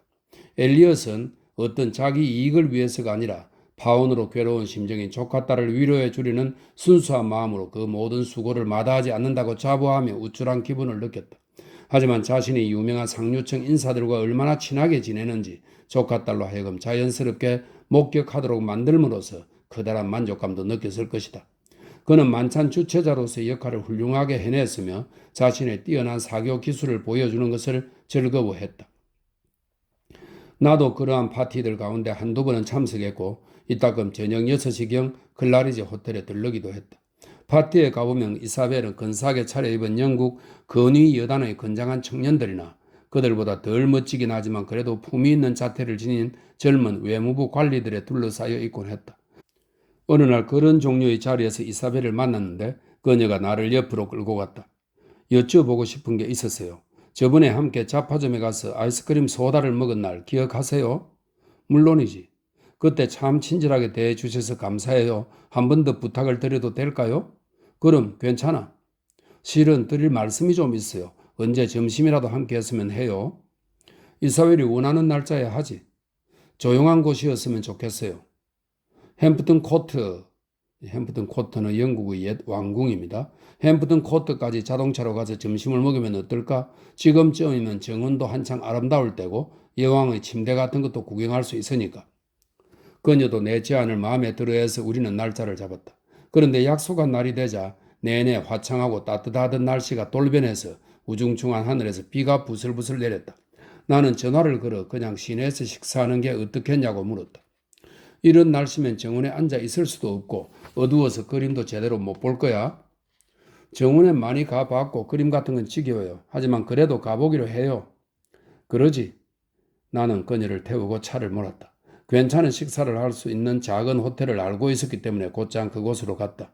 가는 도중에 이사벨은 자신이 갔던 파티와 만났던 사람들에 대해 언제나처럼 활달한 목소리로 이야기했다. 퍽 즐거운 시간을 보낸 모양이었다. 하지만 새로 알게 된 사람들에 대해 이런저런 평을 하는 걸 들어보니 어리석은 사람을 금세 알아보는 제법 날카로운 눈을 갖고 있다는 것을 알 수 있었다. 나쁜 날씨 탓에 손님들이 별로 없어서 식당에는 우리 두 사람뿐이었다. 호텔은 영국식 가정요리를 잘 하는 곳이었다. 우리는 푸른 완두콩과 감자를 곁들인 새끼 양 다리고기를 먹고 깊은 접시에 구운 애플파이를 데번셔 크림과 함께 먹었다. 큰 잔에 담긴 맥주까지 곁들인 그날 점심은 참으로 만족스러웠다. 식사가 끝난 후 나는 텅 비어있는 차 마시는 방으로 가자고 제안했다. 그곳엔 안락 의자가 있어서 편안하게 쉴 수 있었다. 약간 냉기가 돌았지만 난로가 있어서 나는 거기에 불을 붙였다. 불을 떼자 우중충한 방 안이 한결 밝아졌다. 이제 됐군. 하고 싶다는 얘기가 뭔지 들어볼까? 지난번과 비슷한 얘기예요. 레리 이야기요. 그럴 거라 생각했지. 저희 약혼을 취소한 건 아시죠? 그래, 엘리엇한테 들었어. 엄마는 걱정을 들었다는 분위기고 외삼촌은 무척 좋아하세요? 그녀는 잠시 망설였지만 곧 레리와 주고받았던 이야기를 들려주기 시작했다. 그 내용에 관해서는 이미 앞에서 충실하게 독자들에게 전달한 바 있다. 독자들은 이사벨이 잘 알지도 못하는 사람에게 어떻게 그런 이야기들을 할 수 있을까 하고 놀라워할지도 모른다. 내가 그녀를 만난 것은 10번도 안 되는 것 같고 같이 작파즘에 갔던 때를 제외하고 둘이서만 만난 적은 한 번도 없었다.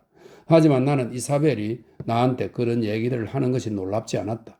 먼저 사람들은 다른 이들한테 말하기 힘든 얘기도 작가 앞에서는 쉽게 털어놓는 경향이 있다. 아마 어떤 작가라도 그렇게 말할 것이다. 어쩌면 작품을 한두 권쯤 읽고 나면 그 작가에 대해 특별한 친밀감 같은 것을 느끼기 때문일지도 모른다. 아니면 자신이 소설 속 등장인물이 된 것처럼 느끼고 작가에게 자기 속마음을 터놓는 것일지도 모르겠다. 그리고 이사벨은 내가 그녀와 레리에게 호의를 품고 있다고, 그들의 젊음에 큰 인상을 받았다며 그들의 고민과 괴로움에 공감하고 있다고 느낀 것 같다. 그녀는 엘리엇이 자기 얘기에 관심 있게 귀를 기울여 주리라고 기대할 수 없었다. 엘리엇은 사교계에 입성할 기회를 제 발로 차버린 젊은이에 대한 문제 따위에는 더 이상 관여하고 싶어 하지 않을 게 분명했다. 어머니 역시 그녀에게 큰 도움을 줄 수 없었다. 브래들리 부인은 나름대로 강한 소신과 상식을 가진 여자였다. 그녀는 이 세상에서 살아가려면 모름지기 관습을 따라야 하고 남들이 모두 하는 것을 혼자만 하지 않으면 불안정한 삶을 살 수밖에 없다고 믿고 있었다. 또한 그녀의 소신에 따르면 남자는 마땅히 일을 해야 하고 열심히 노력하여 아내와 가족들이 그의 신분에 맞는 생활을 유지할 수 있도록 만들어야 했다. 또 자식들이 성년이 되어 웬만큼 안정적인 생활을 꾸릴 수 있을 만큼 좋은 교육을 시키고 죽을 때는 아내가 충분히 먹고 살 수 있을 만큼의 유산을 남겨주는 것이 남자의 책무였다. 이사벨은 기억력이 좋아서 레리와 오랫동안 나눈 이야기의 내용을 세세하게 기억하고 있었다. 나는 그녀가 말을 마칠 때까지 조용히 듣기만 했다. 다만 중간에 한 번은 이사벨이 얘기를 중단하고 이렇게 물었다. 로이스탈이 누구예요? 로이스탈? 네덜란드 풍경 화가인데 그건 왜 묻지? 그녀는 레리가 그 이름을 언급했다고 말했다. 로이스탈이 레리가 궁금해하는 질문들에 대한 답을 찾은 사람이라고 했다는 것이다. 그러면서 이사벨이 그 사람이 누구냐고 물었을 때 레리가 약간 성의 없게 대답했다는 이야기를 들려주었다. 레리가 그 사람을 왜 언급했을까요? 나는 퍼뜩 떠오르는 생각이 있었다. 혹시 로이스 브루크라고 하지 않았어? 그랬는지도 모르겠어요. 그런데 그 사람은 대체 누군데요? 14세기에 살았던 플랑드르의 신비론자야. 아, 그렇군요. 이사벨은 실망한 표정을 지었다. 그녀에게는 아무 의미가 없는 이름이었을 테지만 나에겐 그렇지 않았다. 레리가 깊게 빠져있는 생각이 어떤 종류인지 추측해 볼 수 있는 첫 번째 단서였기 때문이다. 이사벨이 다음 이야기를 하는 동안 물론 나는 주의 깊게 듣고 있었지만 마음 한편에서는 그 이름에 대한 언급이 암시하는 갖가지 가능성을 분주히 찾고 있었다. 물론 그 이름 하나에 엄청난 의미를 부여하고 싶지는 않았다. 논쟁적으로 이런저런 이야기를 하다가 신비주의자의 이름이 잠시 툭 튀어나온 것일 수도 있기 때문이다. 아니면 이사벨은 이해하지 못하는 어떤 의미를 담고 있을 수도 있다. 레리가 로이스 브루크는 학교에서 배우지 않은 인물이라고 대답한 것은 그녀의 주의를 딴 데로 돌리려고 얼버무린 것이 분명했다. 다 들으시니 어떤 생각이 드세요? 이야기를 끝내고 이사벨이 물었다. 나는 잠시 뜸을 들이다가 대답했다. 레리가 아무것도 안 할 거라고 말한 거 기억하지? 그가 이사벨한테 한 말이 사실이라면 그 아무것도 안 한다는 말은 사실 대단히 치열한 공부를 뜻하는 것 같아. 그런 것 같아요. 하지만 무언가 생산적인 일에다가 그만한 노력을 기울인다면 꽤 많은 돈을 벌 수 있으리라고 생각하지 않으세요? 세상엔 이상한 기질을 가진 사람들이 있어. 범죄자들은 피나게 노력해서 기발한 계획을 짜놓고는 결국 그것 때문에 감방에 들어가지. 그리고 감방에서 나오기가 무섭게 다시 똑같은 일을 저지르길 되풀이하고 또다시 감방에 들어가. 만일 그만한 노력과 영리함과 자원과 인내심을 다른 정직한 일에 쏟는다면 남부럽지 않은 위치에 올라 꽤 잘 살 수 있을 거야. 하지만 그들은 태어나길 그런 사람으로 태어난 거야. 범죄를 좋아하는 거지. 딱한 레리, 이사벨이 싱긋 웃으며 말했다. 레리가 은행틀 계획을 짜기 위해서 그리스를 공부하느라 말씀은 아니겠죠? 나도 역시 웃었다. 물론 아니지. 내가 하고 싶은 말은 어떤 일을 하고자 하는 열망에 너무 강하게 사로잡혀서 자기 자신도 스스로를 어쩌지 못하는 사람들이 있다는 거야. 그들은 어떻게든 그 일을 하지 않을 수가 없지.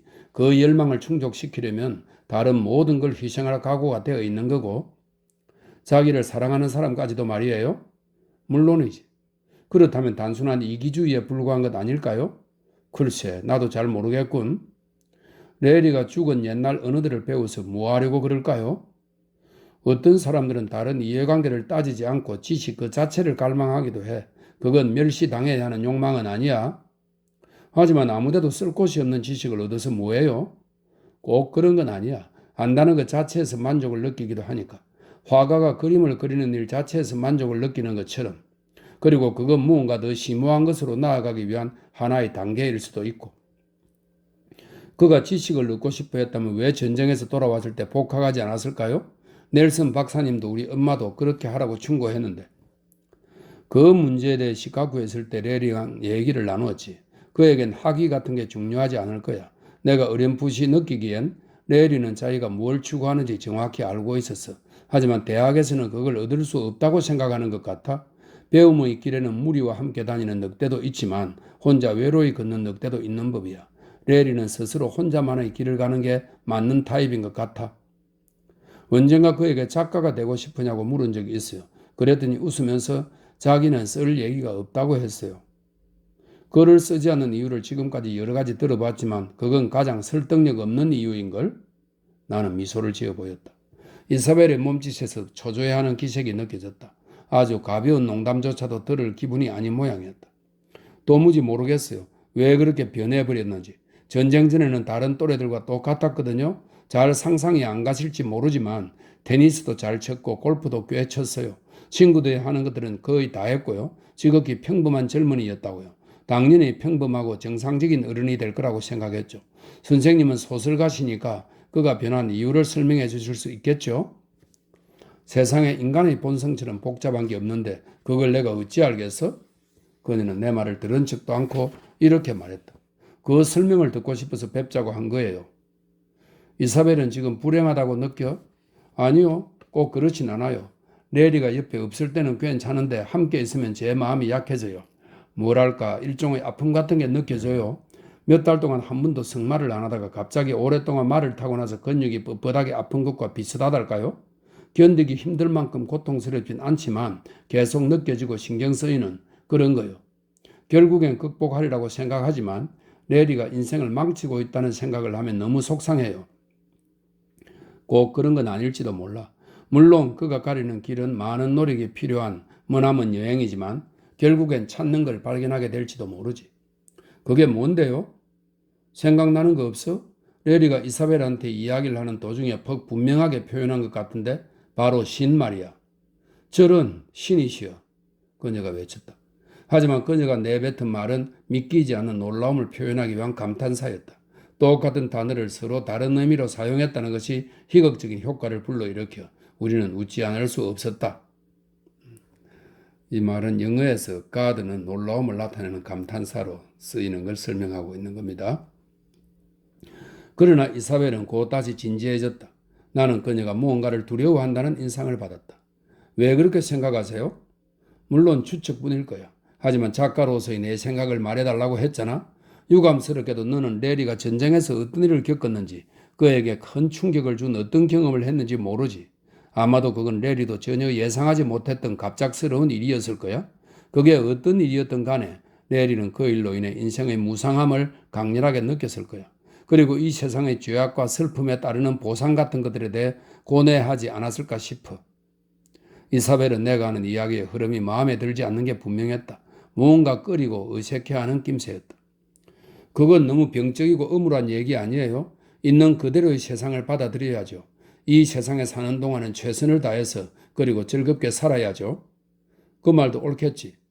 저는 지극히 평범하고 정상적인 여자예요. 인생을 즐기고 싶다고요? 너와 레리는 서로 성향이 완전히 다른 것 같아. 결혼하기 전에 그걸 발견해서 다행이라고 생각해.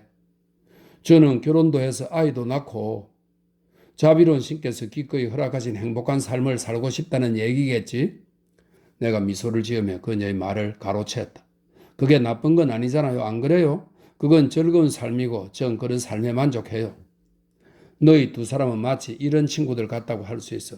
함께 휴가를 보내고 싶지만 한 명은 그린란드의 빙산에 가고 싶어하고 또 한 명은 인도의 산호빛 해안에서 낚시를 하고 싶어하는 경우 말이야. 그러니 답이 안 나올 수밖에. 그린란드의 빙산에서는 바다 표본 모피를 얻을 수 있을지도 모르지만 인도의 산호빛 해안에 물고기가 있을지는 굉장히 의심스럽네요. 그건 두고 봐야 알겠지? 이사벨이 약간 눈살을 찌푸리며 말했다. 왜 그런 식으로 말씀하세요? 선생님은 항상 마음속의 말을 솔직하게 하지 않으시는 것 같아요. 전 제가 주인공 역할이 아니라는 건 알아요. 주인공은 렐이니까요. 그는 이상주의자인 동시에 아름다운 꿈을 꾸는 몽상가지요. 설령 꿈이 실현되지 못한다 해도 그런 훌륭한 꿈을 꾸었다는 사실만으로도 멋진 일일 거예요. 반면에 저는 냉정하고 현실적이고 계산적인 역할을 하고 있죠. 상식이라는 게 그렇게 큰 공감을 얻을 만한 멋진 건 아니잖아요. 하지만 선생님이 잊고 계신 점이 있어요. 결국 손해보는 사람은 저라는 사실 말이에요. 레일리는 아름다운 꿈의 구름을 쫓아 마음껏 하늘을 돌아다니겠지만 전 그 꽁무니를 쫓아다니면서 뒷수습을 하고 빠듯한 살림을 꾸리느라 바둥거려야 할 거예요. 저도 사람답게 즐겁게 살고 싶어요. 나도 그런 걸 모르는 사람은 아니야. 오래전에, 그러니까 내가 젊었을 때 아는 의사가 하나 있었어. 꽤 괜찮은 실력을 가진 의사였는데 개업은 하지 않았지. 그는 몇 년간 대형 박물관의 도서실에만 처박혀 있다가 나중에 사입이 과학서 같기도 하고 사입이 철학서 같기도 한 방대한 책을 한 권 썼어. 하지만 아무도 그 책에 관심을 보이지 않았기 때문에 결국 자비로 출판해야 했어. 그는 죽기 전까지 4~5권쯤 더 썼는데 모두 아무 가치도 없는 것들이었지. 그에겐 군인이 되고 싶어하는 아들이 하나 있었는데 가난한 집안 형편 때문에 육군 사관학교에 들어갈 수가 없어서 자원해서 입대했어. 결국 전쟁에서 목숨을 잃었지. 딸도 하나 있었어. 굉장한 미인이라 나도 조금 사모했더랬지. 나중에 배우가 됐는데 재능은 별로 없어서 이류 극단에 들어가 형편없는 보수의 시시한 역할만 하면서 지방도시를 전전했어. 그의 아내는 오랫동안 지저분하고 고된 일을 하면서 입에 풀칠을 하다가 결국 건강이 상해버렸고 그래서 딸이 고향으로 돌아와 어머니를 간호하면서 어머니가 하던 힘든 일들을 대신해야 했다니까. 참 헛되고 부질없고 보람도 없는 인생이지. 남들이 안 가는 길을 가면 성공 가능성은 반반이야. 부름을 받는 사람이야 많지만 선택받는 자는 아주 적지. 엄마랑 엘리엇 외삼촌은 제가 잘한 거래요. 선생님도 그렇게 생각하세요? 이사벨, 그게 뭐가 중요할까? 난 전혀 남인데. 선생님은 이해관계 없이 공평하게 보실 수 있는 제3자잖아요. 이사벨이 밝게 미소를 지었다. 저는 선생님한테도 잘했다는 얘기를 듣고 싶어요. 제가 옳았다고 생각하시죠? 너를 위해선 잘한 일 같구나. 나는 전적으로 잘했다는 대답과는 살짝 차이가 있도록 대답했지만 이사벨이 그것을 알아차리지 못했으리라고 확신했다. 그런데 왜 이렇게 마음이 불편할까요? 그래? 이사벨은 약간 슬픈 듯한 미소를 지으며 고개를 끄덕였다. 물론 전 어디까지나 당연한 상식에 따라 행동했다고 믿어요. 합리적인 생각을 하는 사람이라면 누구나 제가 할 수 있는 유일한 선택을 했다고 고개를 끄덕일 거예요. 현실적인 관점에서 여러모로 생각해 봐도 또 세상 사는 지혜나 순리 측면에서 봐도 저는 당연한 길을 택한 거고요. 그런데 왠지 마음 한구석이 편치 않아요.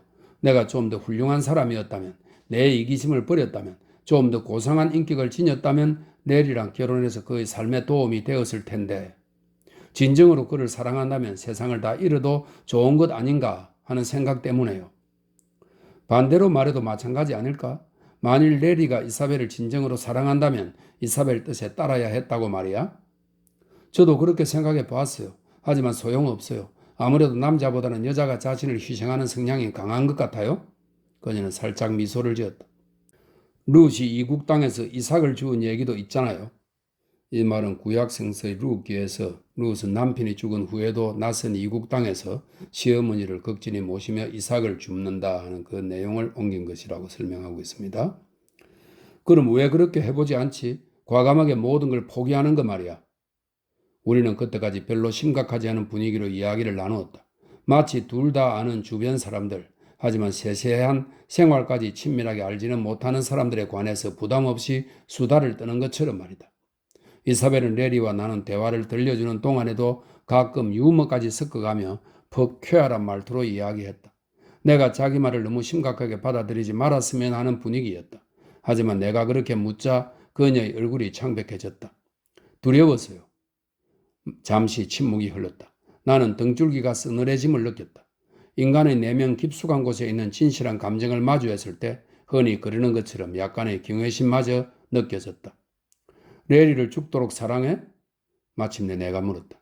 잘 모르겠어요. 그를 보면 안타깝기도 하고 짜증도 나고 그래요. 그러면서도 그를 애타게 바라는 마음은 변함없고요. 다시 침묵이 흘렀다. 나는 마땅히 할 말이 생각나지 않았다. 우리가 있는 차 마시는 방은 작은 편이었고 창문에 두꺼운 커튼이 쳐져 있어 햇빛이 들어오지 않았다.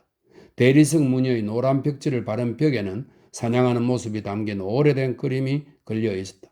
마호가니 가구나 초라한 가죽 의자들이며 공기에 떠도는 귀퀴한 냄새 등이 디킨스의 어떤 소설에 나오는 커피 마시는 방을 연상케 했다. 나는 난로에 불을 덜 쑤셔 돋운 다음 석탄을 더 넣었다. 그때 이사벨이 갑자기 이렇게 말했다. 전 제가 마지막 카드를 내 보이면 그가 뜻을 굽힐 줄 알았어요. 그가 마음이 약한 걸 아니까요? 마음이 약하다고? 왜 그렇게 생각했어? 자기 길을 가겠다고 결심하고선 친구나 모든 주변 사람의 비난과 눈총을 1년간 참아낸 사람인데 그는 항상 제 뜻에 따라왔거든요. 내가 손가락 하나만 까딱해도 움직이는 사람이었다고요? 우리가 뭘 함께 할 때도 그가 나서서 주도한 적은 한 번도 없어요. 그는 늘 남들이 하는 대로 따라했어요. 나는 담배에 불을 붙이고 공중에서 만들어지는 하얀 동그라미를 응시했다. 동그라미는 점점 커지다가 이내 형체 없이 흩어져 버렸다. 엄마랑 외삼촌은 우리가 아무 일도 없었던 것처럼 계속 같이 다니는 게 굉장히 잘못이래요. 하지만 전 그런 건 별로 중요하지 않다고 생각했어요. 결국엔 레리가 뜻을 굽힐 거라고 생각했거든요. 그가 아무리 꽉 막힌 사람이라고 해도 내가 한 말이 농담이 아니라 진심이었다는 걸 깨달으면 자기 길을 포기할 거라고 믿었어요. 그녀는 잠시 말을 멈추더니 장난기 어린 미소를 지었다. 혹시 놀라실지도 모르겠지만 들려드리고 싶은 얘기가 있어요. 괜찮으니까 말해봐. 우리 가족이 런던으로 오기로 결정하고 나서 제가 레리한테 전화를 걸었어요. 파리에서의 마지막 밤을 함께 보내자고 했죠. 가족들한테 그 얘기를 하니까 외삼촌은 말도 안 된다고 그랬고 엄마는 쓸데없는 일이라고 하셨어요. 엄마가 쓸데없다고 말하는 건 거기에 반대한다는 뜻이거든요. 외삼촌이 만나서 뭘 하려고 그러냐고 묻기에 어디 가서 저녁 식사라도 한 다음에 클럽을 돌아다니며 즐길 거라고 대답했죠. 외삼촌은 엄마들을 날 가지 못하게 말리라고 했어요. 엄마가 저한테 내가 못 가게 하면 들을 거니? 하시기에 아니요, 갈 거예요 하고 대답했죠. 그랬더니 엄마는 그럴 줄 알았다. 그럼 말려봐야 소용없을 것 같구나 하시더군요. 어머님은 퍽사리 분별이 정확하신 분 같아? 엄마 생각이 틀리지는 않다고 생각해요. 레리가 데리러 왔을 때 저는 다녀오겠다는 인사를 하러 엄마 방으로 들어갔어요. 전 약간 치장을 하고 있었어요. 파리에선 그렇게 하지 않으면 마치 벌거벗은 것처럼 느껴지잖아요. 왜? 엄마는 제 옷차림을 머리에서 발끝까지 훑어보시더라고요. 엄마가 제 마음속을 들여다보시는 것 같아 조금 불안했어요. 하지만 엄마는 아무 말씀도 안 하셨어요. 입맞춤을 해주시고 잘 놀다 오라고 하셨죠. 너 마음속에 무슨 생각이 있었는데? 이사벨은 망설이는 눈빛으로 나를 쳐다보았다. 마치 어디까지 솔직하게 말해야 할지 모르겠다는 표정이었다. 저는 제가 어디 가서 빠지는 미모는 아니라고 생각해요. 또 그날은 마지막 기회였어요. 레리가 막심은 파리의 유명한 고급 레스토랑입니다. 레리가 막심의 자리를 예약해 두어서 우린 그곳에서 맛있게 식사를 했어요. 제가 좋아하는 요리도 많았고 샴페인도 마셨죠. 우리는 쉴 새 없이 대화를 나누었어요. 적어도 저는 그랬죠. 레리도 저 때문에 많이 웃었고요. 제가 그를 좋아하는 이유 중에 하나는 그가 항상 제 얘기를 재미있게 들어주기 때문이에요. 같이 춤도 췄어요. 춤을 실컷 추고 나서는 샤또 드 마르디르로 갔어요. 거기서 아는 사람 몇 명을 만났는데 그들이랑 어울려서 샴페인을 더 마셨어요. 그 다음엔 다 함께 아카시아로 갔어요. 레리는 춤을 꽤 잘 추기 때문에 우리는 참 잘 맞아요. 그곳의 열기와 음악과 그리고 와인. 머리도 약간 어질어질해지고 왠지 용기가 생기더라고요. 레리 얼굴에 제 뺨을 대고 춤을 추었어요. 전 그가 저를 원한다는 걸 알았어요. 저 역시 마찬가지였고요. 그때 문득 한 가지 생각이 떠올랐어요. 어쩌면 늘 마음속에 있었던 생각인지도 모르지만요. 레리를 집으로 데려가면 어떨까 생각했죠. 일단 데려가기만 하면 어쩔 수 없는 상황이 와도 피할 수 없을 테니까요. 그 참, 이사벨 말솜씨도 제법인걸. 제 방은 외삼촌이나 엄마 방이나 멀리 떨어져 있어서 들킬 위험은 전혀 없었어요. 제가 미국으로 돌아간 다음에 임신을 했다고 편지를 쓸 생각이었어요. 그러면 레리도 돌아와서 결혼할 수밖에 없지 않겠어요? 일단 돌아오면 엄마도 아프시고 하니 그를 제 곁에 붙잡아 두는 건 어렵지 않을 테고요. 왜 진작 이런 생각을 못했을까 싶었죠. 음악이 끝났는데도 전 계속 그의 품에 꼭 안겨 있었어요. 그리고 너무 시간이 늦었고 내일 점심때 기차를 타야 하니 그만 돌아가자고 말했어요. 거기서 나와 택시를 탔어요. 제가 레리의 품에 파고들자 레리도 나를 껴안고 키스를 해 주었어요. 몇 번이고 진한 키스를 나누었죠. 너무 황홀하고 짜릿했어요. 그리고 눈 깜짝할 사이에 택시는 집 앞에 도착했어요. 레리가 택시비를 지불하고선 난 걸어서 돌아갈게 하더군요. 택시가 떠나고 나서 저는 그의 목에 팔을 두르며 말했어요. 잠깐 올라가서 한 잔 더 하지 않을래? 레리가 대답했어요. 그래, 좋아. 그가 벨을 울리자 하인이 문을 열어주었어요.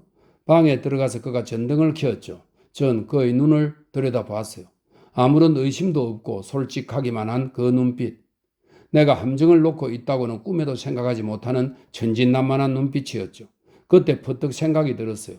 그런 야비한 속임수는 도저히 못 쓰겠다는. 마치 순진한 어린아이한테서 사탕을 빼앗는 거나 마찬가지잖아요. 결국 제가 뭐라고 말했는지 아세요? 아무래도 그냥 가는 게 좋겠어. 오늘은 엄마도 컨디션이 안 좋으신 것 같은데 주무시고 계신다면 깨우고 싶지 않아. 잘 가. 나는 그에게 키스를 하고 밖으로 내보냈어요. 얘기는 여기까지예요. 후회하고 있어? 만족스럽지도 않지만 그렇다고 후회하지도 않아요. 어쩔 수 없었으니까요. 그땐 제가 마치 다른 사람이었던 것 같아요. 순간적으로 어떤 충동에 사로잡혔다고나 할까요? 그녀는 엷은 미소를 지었다. 양심에 걸려서 그랬나 봐요. 그랬겠지. 그렇다면 양심에 따른 결과는 감수해야겠죠? 앞으로는 저도 좀 더 신중해질 거예요. 우리의 이야기는 대강 거기까지였다. 누군가에게 툭 터놓고 말할 수 있다는 사실이 이사벨에게는 어느 정도 위안이 되었을지도 모르지만 내가 해줄 수 있는 것은 열심히 들어주는 일뿐이었다. 그래도 무언가 미흡하다는 느낌이 들어서 나는 그녀를 위로할 만한 말을 몇 마디 해주려고 시도했다. 사랑에 빠져 있을 때 이런저런 상황이 뜻대로 돌아가지 않으면 사람들은 지독하게 괴로워하는데 도저히 극복하지 못할 것처럼 생각해. 하지만 바다가 얼마나 유용한지 알면 놀라게 될걸? 그게 무슨 뜻이에요? 사랑은 항해에 서투르기 때문에 바다에 나서면 약해지지. 이사벨과 레리 사이에 대서양이 놓이게 되면 배를 타기 전에는 도저히 견딜 수 없을 것만 같은 아픔도 실은 얼마나 보잘것없는 것인지 깨닫게 될 거야. 경험을 통해 아시는 거예요? 파란만장한 지난날의 경험에 비추어 말하는 거야. 한창 짝사랑으로 가슴앓이를 할 때 난 즉시 대양으로 나가는 전기선을 탔거든. 비가 그칠 기미를 보이지 않았다. 이사벨도 햄프턴 코트의 우아한 궁전이나 여왕의 침대 등은 구경하지 않아도 괜찮다고 했기 때문에 우리는 차를 몰고 런던으로 돌아갔다. 그 후에 나는 이사벨을 두세 번쯤 더 보았지만 그때마다 다른 손님들과 함께 있는 자리였다. 나는 런던에 있는 게 지겨워져서 얼마 후에 티롤 지방으로 떠났다.